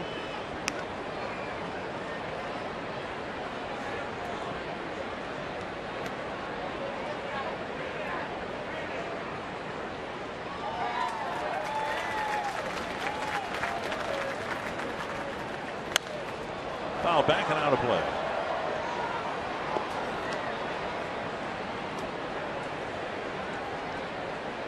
In a nutshell, the Twins are doing to the Indians what the White Sox did to the Twins in Chicago. Score early, often. Hit home runs with men on base.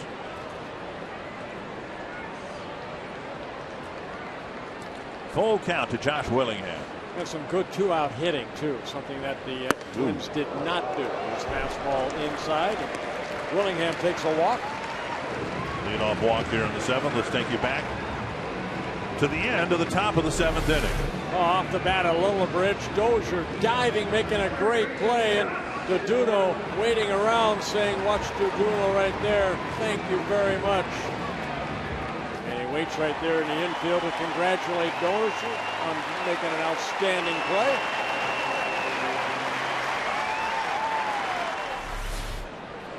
Here's Morneau. Ball outside.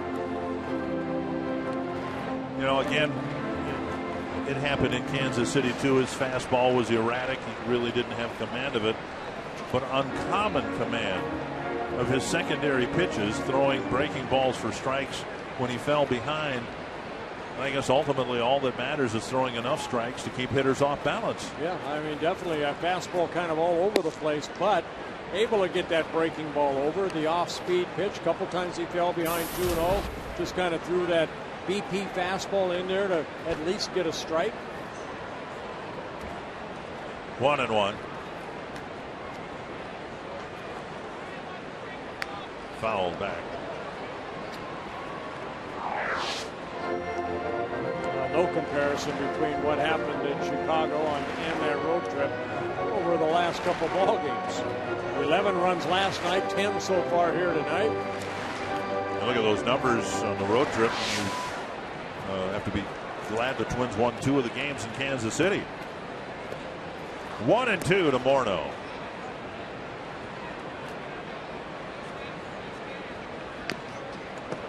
And a high fastball fouled back.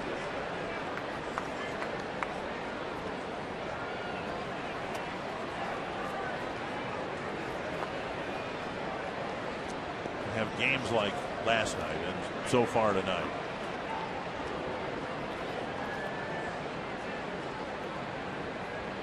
One and 2 to Morneau, and he strikes out. Minnesota Vikings practice today in Mankato, and Brian Hall was there. Read his coverage throughout training camp at FoxSportsNorth.com. You have games like last night and tonight, and it again so easily identifies the Twins' problem. They got a really good start last night, but even an effective start wouldn't have been enough last night. And the same thing here tonight. As we've said a number of times, this lineup is good enough to support an adequate starting rotation. But then you look at the team, and they're 41 and 58, so the problem is easy to identify. You need to get better starting pitching. And that's one thing I'm sure Terry Ryan and the organization will try to address. But it gives opportunities for Duduno. It gives opportunities for Scott Diamond, who came up in early May. Fox Tracks brought to you by Carrier. Here's Terry Ryan.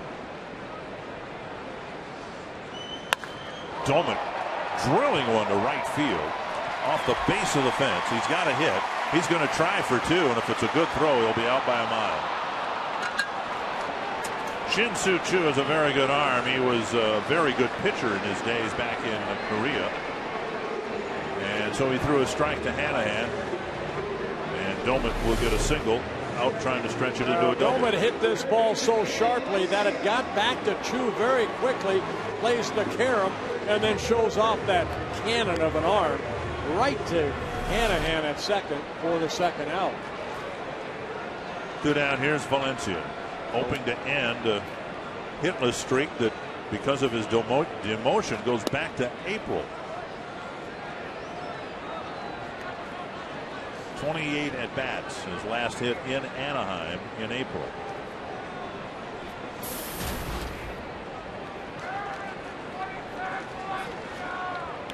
Has scored a couple runs here tonight, but would like to get that monkey off his back pretty much by getting a base hit here.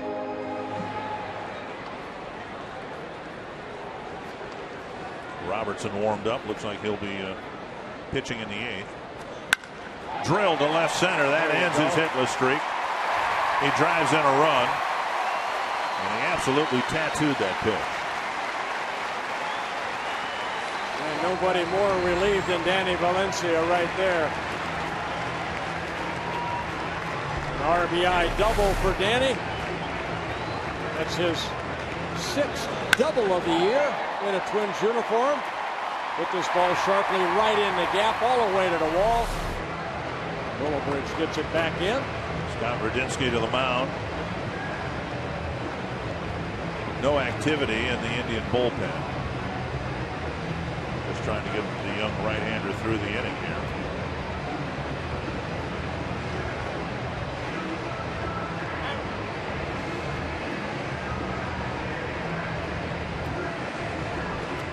Let's take another look at Danny staying with it. Got a pitch to his liking and hit it sharply.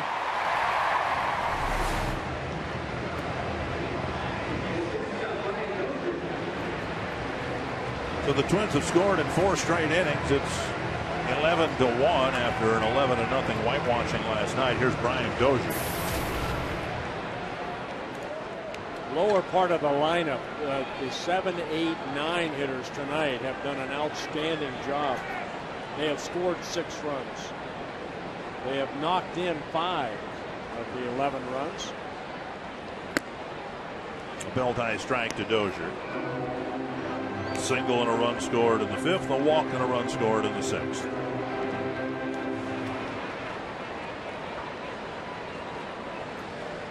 Everybody having fun at the ballpark. Dozier lifts it high and deep to left field. Damon retreats for the catch. That ends the inning. Another inning where the Twins score a run.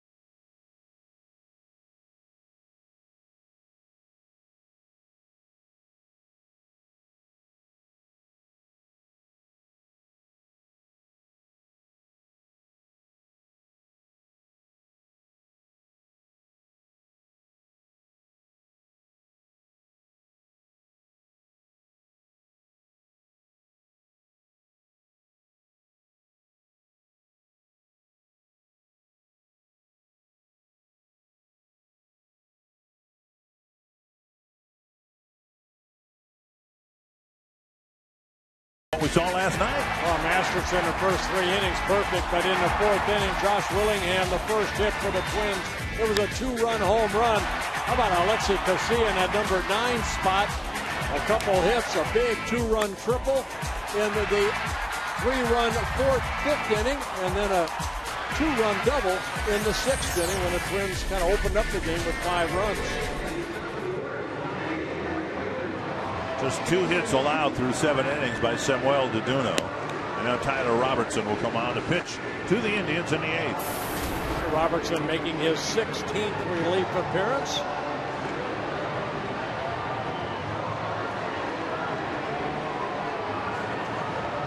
One thing we've seen from Robertson, very hard slider. He gets ahead in the count. That's his strikeout pitch. 9 1/3 innings. He has 12 strikeouts, only 3 walks, and one of them an intentional walk. Robertson so far more effective against left-handers, although he's given up a couple of critical home runs to left-handed batters by maybe relying on his slider too much. I think that the Twins would like Robertson to throw that pitch to set up the slider rather than rely on it on a pitch-to-pitch basis. Yeah, the only 2 home runs he's allowed, one to Fielder and the other to Adam Dunn. Right, both of them on sliders. 1-1 to Shin-Soo Choo. A couple of fastballs early in this count. There's a slider, and it gets a swing and a miss. And it's a hard slider. Robertson at 6'5", about 255. He does a good job of really getting that slider down and away. Good break on that slider. It's a big man. Called up on June 25th. And he throws a slider and strikes out Choo. Optum is encouraging Twins fans to bike or walk to Target Field tomorrow when the Twins host the Indians at 1:10. In fact, the first 1,000 bike riders and walkers with tickets will receive a gift bag from Optum. Log on to twinsbaseball.com, find out all the details, and make plans to bike or walk to the ball game. 1 gone. And Jose Lopez hitting in what was a Brantley spot.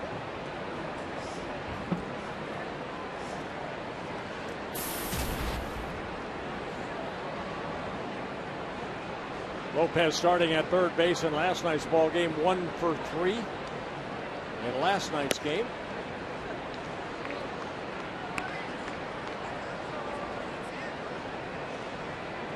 Two and 0.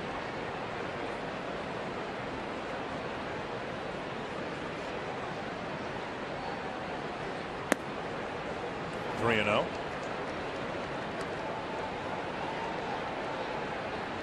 Mentioned earlier today that Kansas City lost to Seattle, and the Twins appear headed to finish this night in 4th place rather than 5th.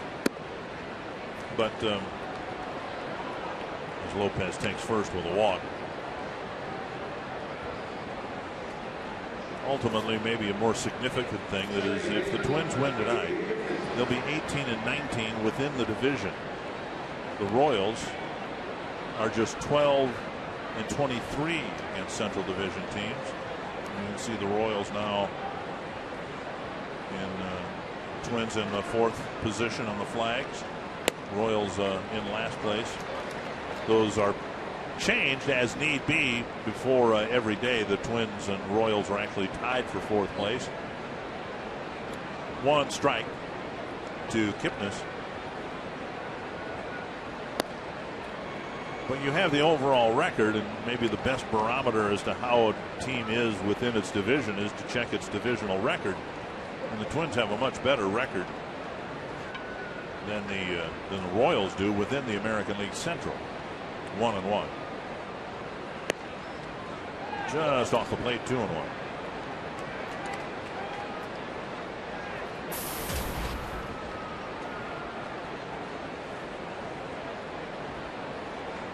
Biggest issue the Twins have had, of course, pitching, but statistically playing at home, playing well at home. If they win tonight, they're just 21-30 here at Target Field. Yeah, that's where a place you want to win. You go back to 87-91. The Twins played great at home, but played about 500 on the road. 87, we didn't do that. But we won at home. And Robertson strikes out another left-handed batter, 2 down. The next Crystal Farms Kids Day is tomorrow when the Twins host the Indians. Get to the game early for Kids Day autographs and free string cheese, courtesy of Crystal Farms. After the game, kids can run the bases at Target Field, presented by Gillette Children's Hospital. Tickets and more details available on Sunday's Crystal Farm Kids Day at twinsbaseball.com or 800-33-TWIN. Here's Carlos Santana now hitting as a right-handed batter, and he takes ball one.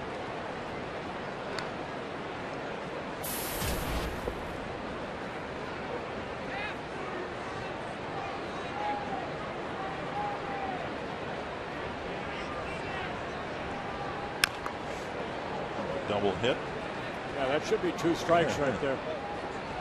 Here's the strikeout of Jason Kipnis. Well, it goes back to that slider right there. That's a nasty slider. Good arm angle, great location. Even though it was out of the strike zone, good tight rotation.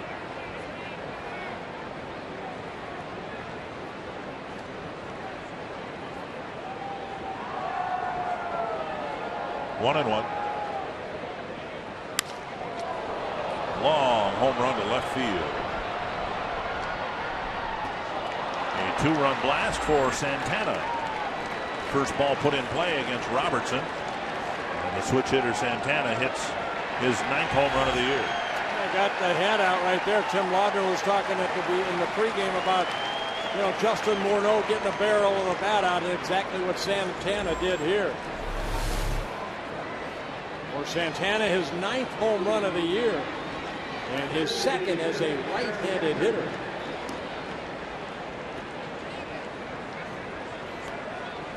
So 2 down, 2 in, and Travis Hafner will hit.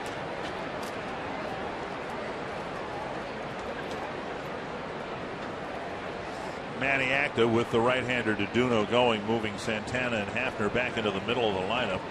Dropped them down against the left-hander Diamond last night because they have struggled against left-handed pitching. Hafner hitting just .204 against lefties. Santana not much better than that.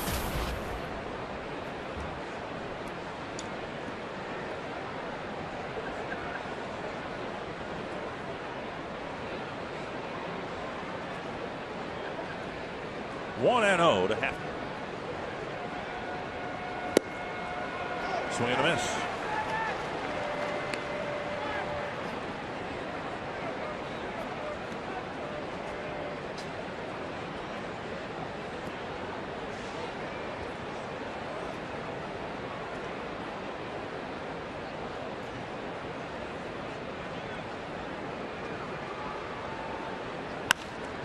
Fly ball center field. Span comes in to end the inning. Indians get a couple on a Santana home run. The Twins still lead 11-3.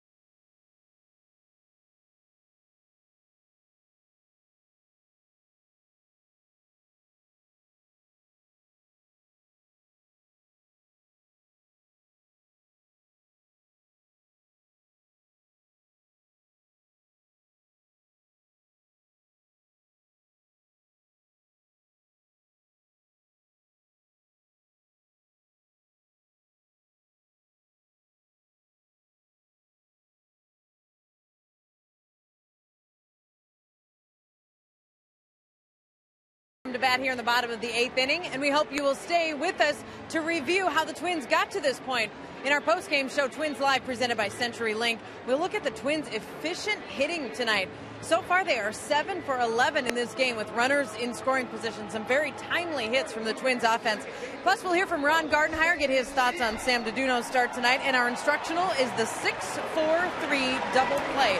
Tim Laudner and Bert Blyleven will be on the field with Kevin Gord. We do this after every home game. Send our experts onto the field to help explain the game a little bit better. And tonight we'll be looking at the 6-4-3 double play, one the Twins used early on in this game to help Deduno get out of a tight jam in the 3rd inning. So Dick and Bert, that's what's coming up after the game. All right, very good. Well, Tony Sipp coming out of that bullpen for the Indians, the only left-hander they have In the rotation or in their bullpen. Right. Sipp has been used 40 times already this year. Rafael Perez, another left-hander, currently on a disabled list. So it's Tony Sipp by himself. Who is a left-hander supposed to talk to? In fact, they do have their own language, Yes, don't they do. I live with 3 of them. 2-0. Played with some lefties that just talk to themselves. Like you've never done that. All the time. 2-1. Casillas had a very productive night. Not known for his extra base hitting, but he has a 2-run triple and a 2-run double. He scored a couple of runs.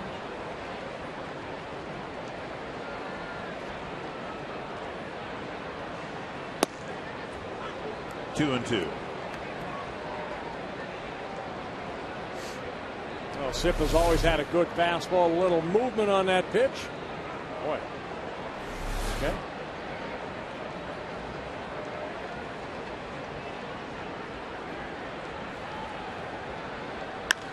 Little pop up, short right field.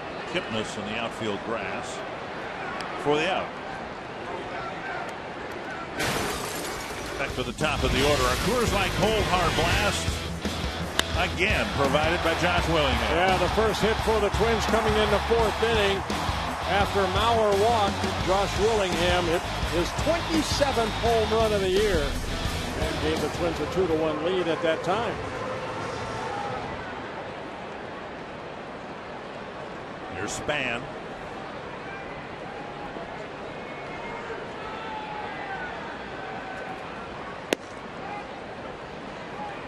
Strike 1.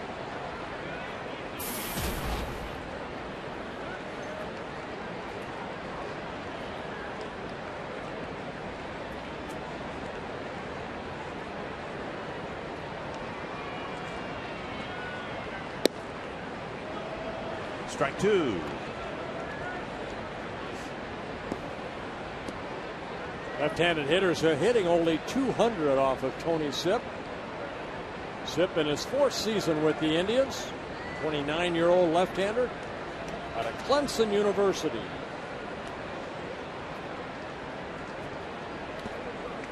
Span checks his swing. Span produced one of his better at-bats of the season in the 6th inning. Fouled off 5 2-strike pitches and then delivered a 2-run double in the 6th. Might see the Twins debut of Luis Perdomo. So he's warming up to pitch in the 9th inning. We're almost running out of 60s. You know, we've had a 60, a 61, a 62. Now number 67's warming up out there. Span drives it to center, but Brantley, that's Lillibridge out there making the catch out number 2. 2 down.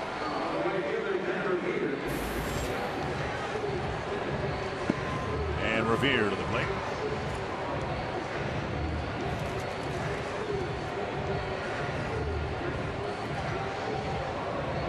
Revere with a pair of RBI singles his last 2 times up.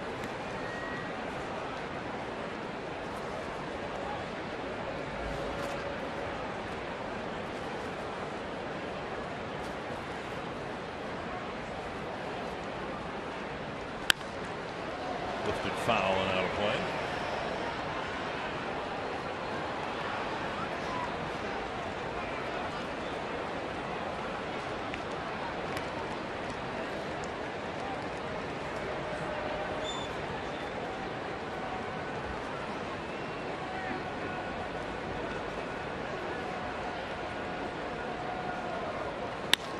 That's to left center field. That's down for a hit. And Revere has his third straight hit. It's a 2-out double here in the 8th.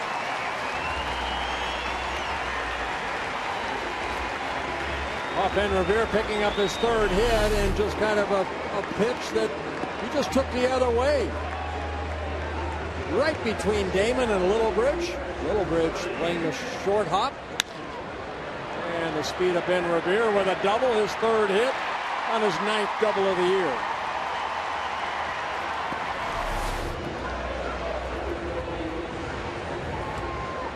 I'll bring up Mauer.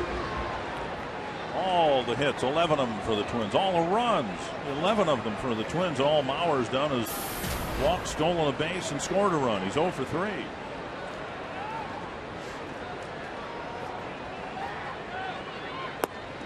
Down and away, ball 1.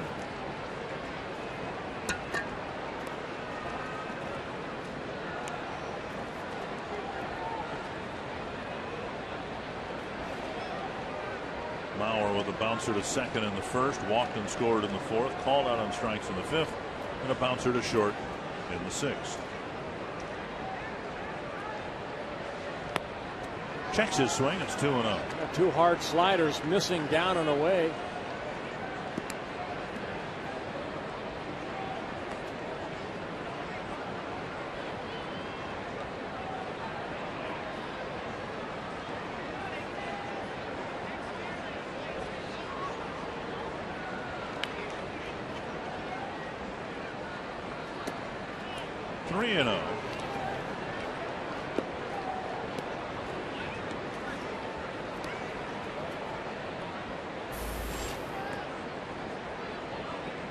Willingham hoping for a chance.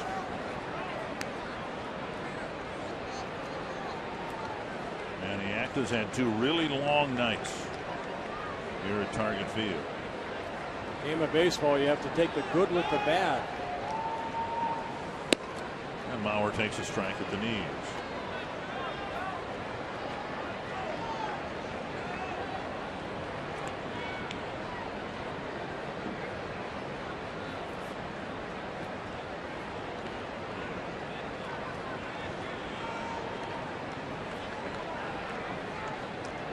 Three and 1.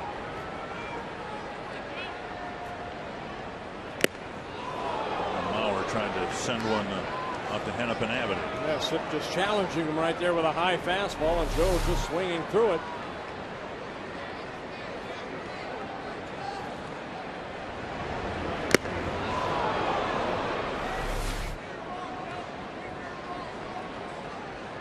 So now a full count with 2 gone and Revere at second.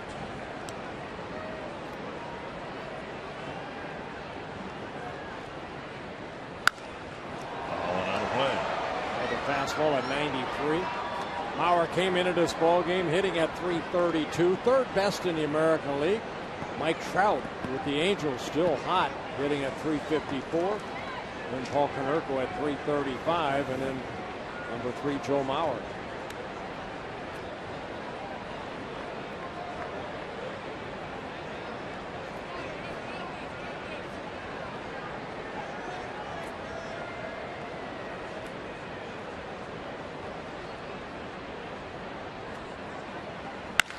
The middle, Mauer gets his base hit, and Revere will score. So Mauer now 1 for 4. The Twins keep adding runs. They've scored in every inning since the 4th. Well, Mauer picking up his 48th RBI on his first hit of the ball game. Sip kept punching fastballs in it, and finally a fastball about belt high away, and Joe taking it right back up the middle.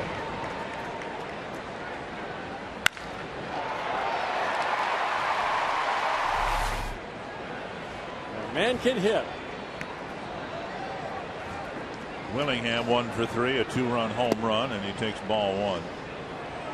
And when we talked about Willingham this morning on our conference call, the wonder is what his final number will be in terms of home runs and runs batted in.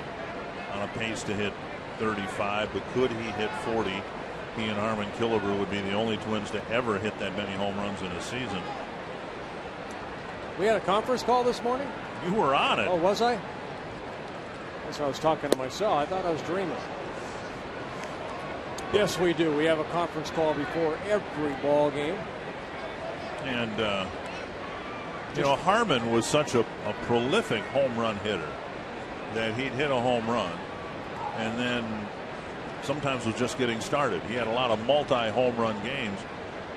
And then you pointed out that Willingham's hit multi-home run or had multi-home run games only twice this year. It just seems like more. Yeah, it really does. You know, it's really impressed me. You know, you come into this ballpark the last couple of years. I mean, the first year you had players saying, boy, they should move these fences in. But Willingham has shown 17 of his 27 home runs have been hit here at Target Field. So if you hit it good, you deserve a home run, and Willingham has shown that. Good slider down and in. He's a strikeout victim to end at the bottom of the 8th. We'll get our first look at Luis Perdomo when we come back.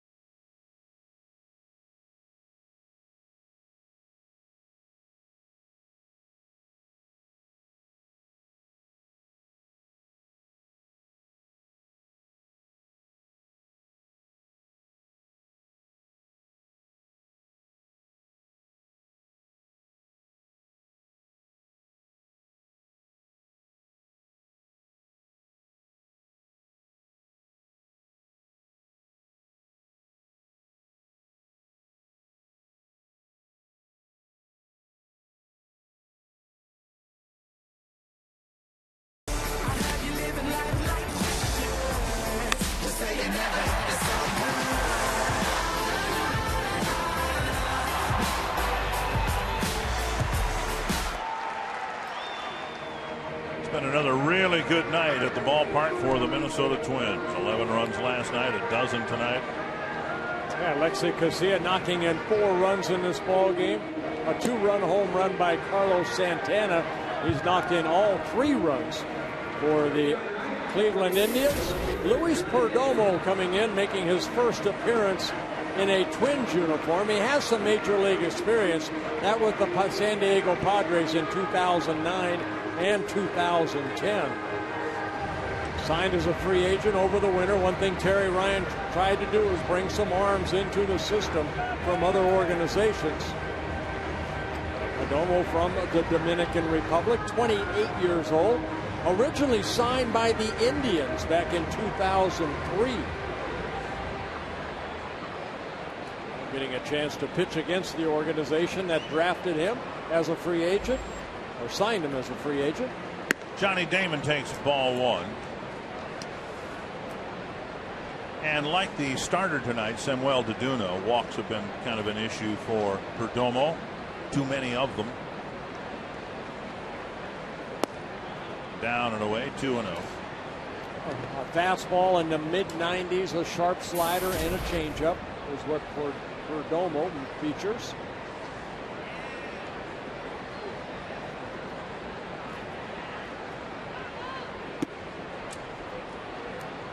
The Twins are really running out of the number 60. They got Jeff Gray, who wears number 60. Jared Burton, who wears number 61. Liam Hendricks wore number 62. Tyler Robertson wears 64. Perdomo wears number 67. And before the number change, Deduno wore number 69. Well, Perdomo, the 24th pitcher used, and I'm including Butera. Okay. Yeah. That was one of the more effective innings the Twins have had. Can't exclude him. No. One down, and another nice night. Our Jimmy John's delivery going to Samuel Deduno. Deduno pitching outstanding, a career high 6 strikeouts, a career high 7 innings pitched, 105 pitches, a career high at the major league level. So a lot of career highs. Hopefully gets his second major league win.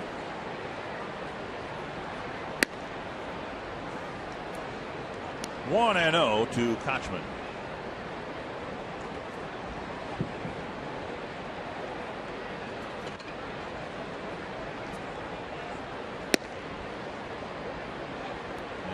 Perdomo falling behind.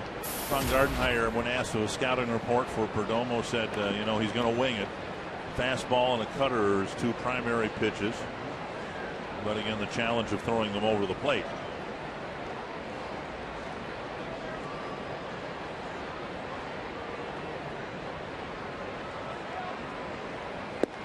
That sails outside. 3-0. Actually, in 2010, for Portland, he made 3 starts.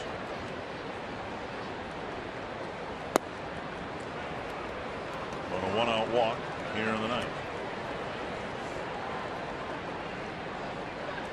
And that'll bring up Hanahan.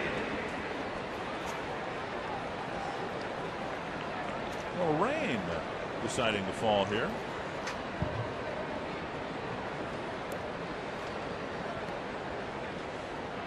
Perdomo started at Double-A, moved up to Rochester, and now wearing a major league uniform. Ball one. 10 pitches, just 2 strikes for Perdomo. Brought to the major league club when Anthony Swarzak became the latest pitcher to go on the disabled list with a bad shoulder. You know, when you think about it, boy, shoulders have been a really trouble spot for the Twins, with Carl Pavano's shoulder problems, Matt Capps shoulder problem, Nick Blackburn at one point had a shoulder problem. 1-1, and now 1-2. Fastball at 93.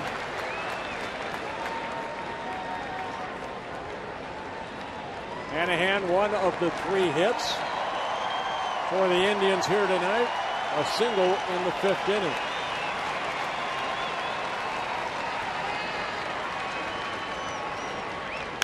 Foul back, still 1-2. Perdomo, as I mentioned, 28 years old, 6 foot tall, about 170.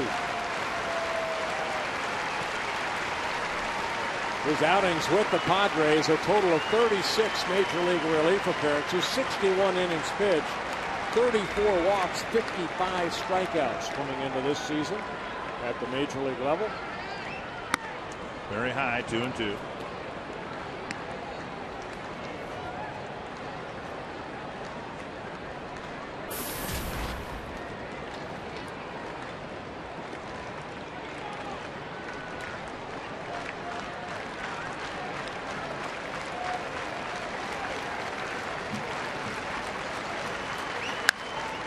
To left, and Willingham has to go to a knee to make the catch out, number 2.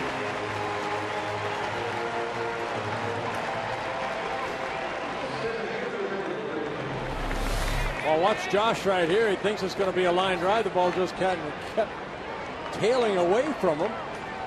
He's planted himself. Now he has to reach down to get that ball.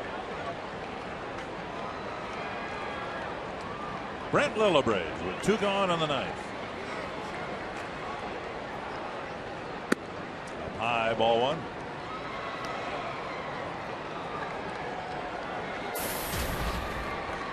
We've almost spent all of last year in Tucson, 65 relief appearances.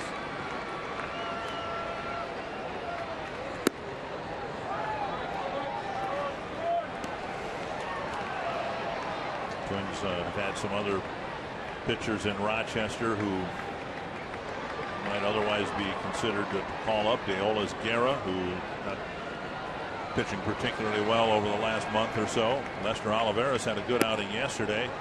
If the need arises, he might be the next one being called up. But the hope is that the Twins will start getting some of these guys back, including Capps and Swarzak and eventually Pavano. Right, and P.J. Walters. P.J. Walters, yep. Again, it was the shoulder with Walters. Right. 2-1 to Lillibridge. Fisted to left, and Willingham will play it on a couple of hops. So Lillibridge gets a hit, first and second, 2 down. Only the 4th hit for the Indians, spot off right there by Lillibridge as he dumps that little fly ball in the left field.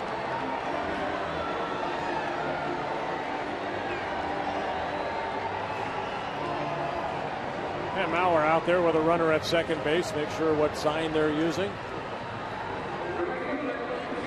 Game doesn't change just because it's a 9-run lead for the Twins.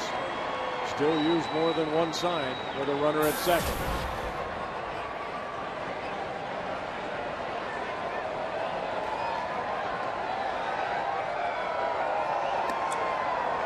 Barring something really awful happening, the Twins will be able to get through the first 2 games of this series with the nucleus of their bullpen very well rested. You'd like to think, wouldn't you, that Francisco Liriano will give the Twins a good outing tomorrow, pitch deep into the ball game, and you get to the point where you can use relievers because you want to rather than because you have to. 1-1 to Chu.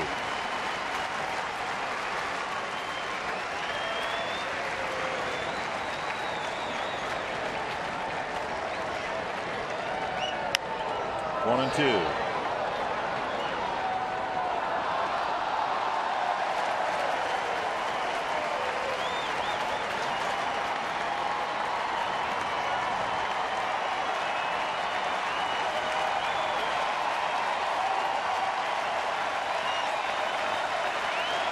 Fans who are left, almost all of them standing. And it's 2-2.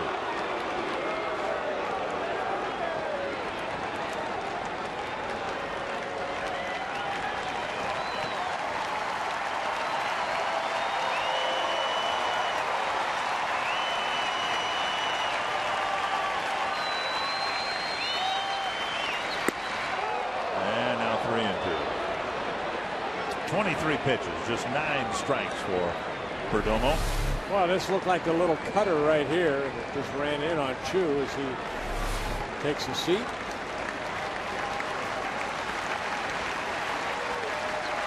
A walk, a bloop single, 2 gone. Full count to Shin-Soo Choo.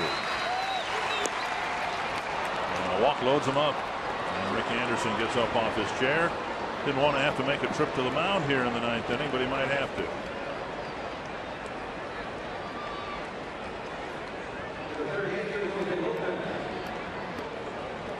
The last thing he wants to do, Dick, is get somebody up, and it looks like there's a call down to the bullpen.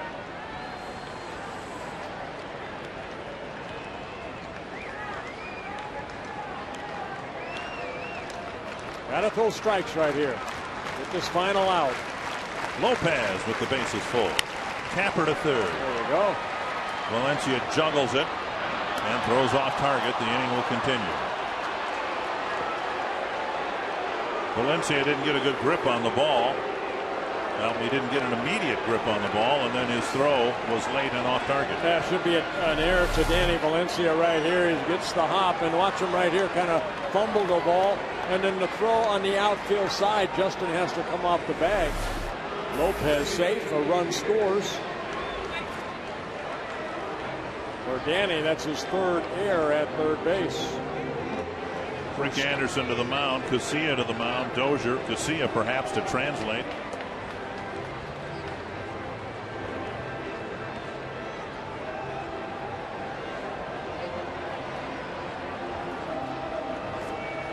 I don't know how much Spanish Rick Anderson knows. Well, Perdomo's been in the States, I mean, since 2003, so.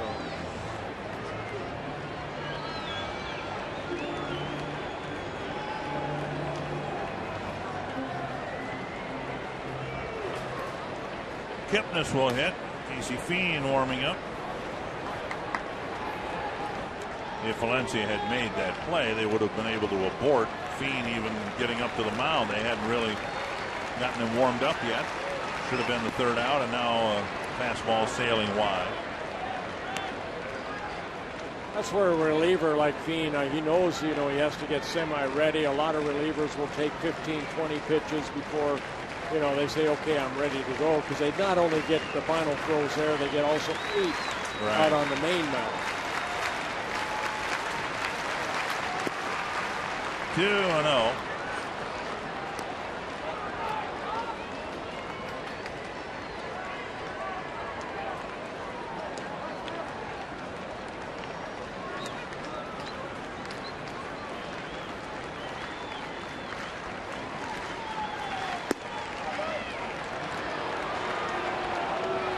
Fans want to cheer and then go home, and this long top of the 9th inning is keeping them from doing it.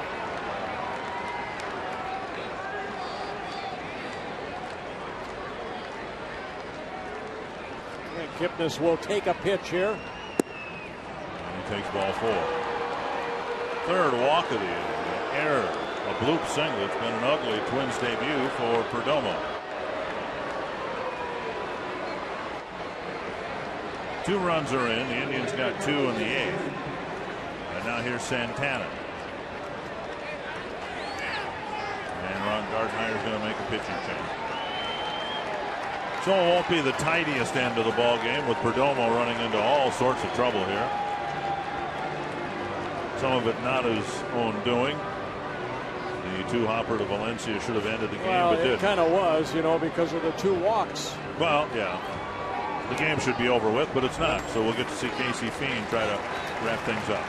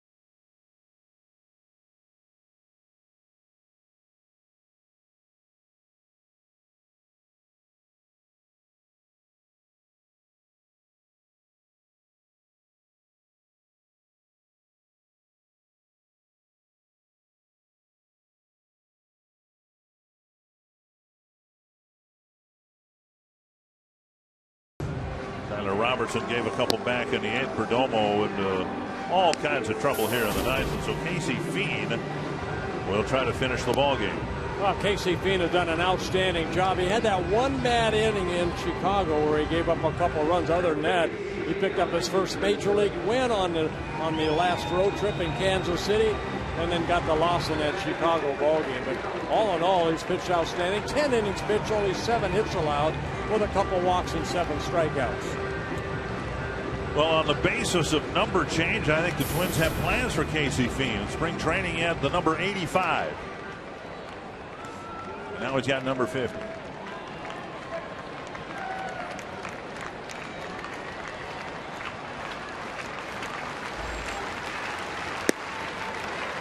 And a first pitch strike to Santana.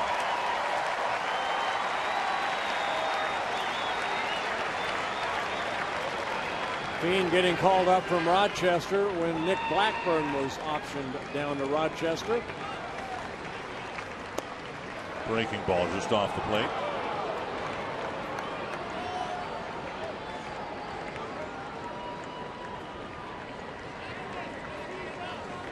1-1. Being 28 years old. Came over the Tigers back in 2009.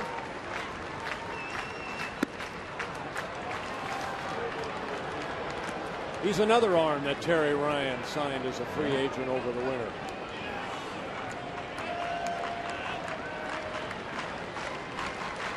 Two and one.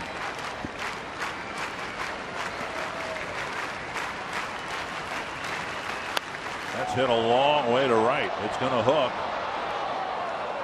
Foul, just barely. Santana nearly hit a grand slam. Well, he hit a two-run home run as a right-handed hitter in the 8th inning, last inning. Almost hit a grand slam as a left-handed hitter. Oh, just hook foul.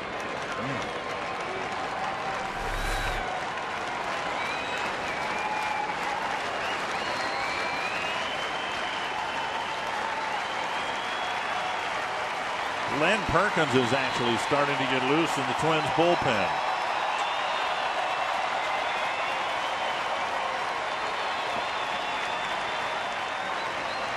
Two and two to Santana. There, that puts an end to another good night for the Twins, the last 2 innings notwithstanding. Kevin Gordon, a pretty solid pasting of the Cleveland Indians by the Twins both Friday night and Saturday night. Yeah, a lot of fun. 23 runs to break down the last 2 nights. We'll do it on Twins Live, presented by CenturyLink.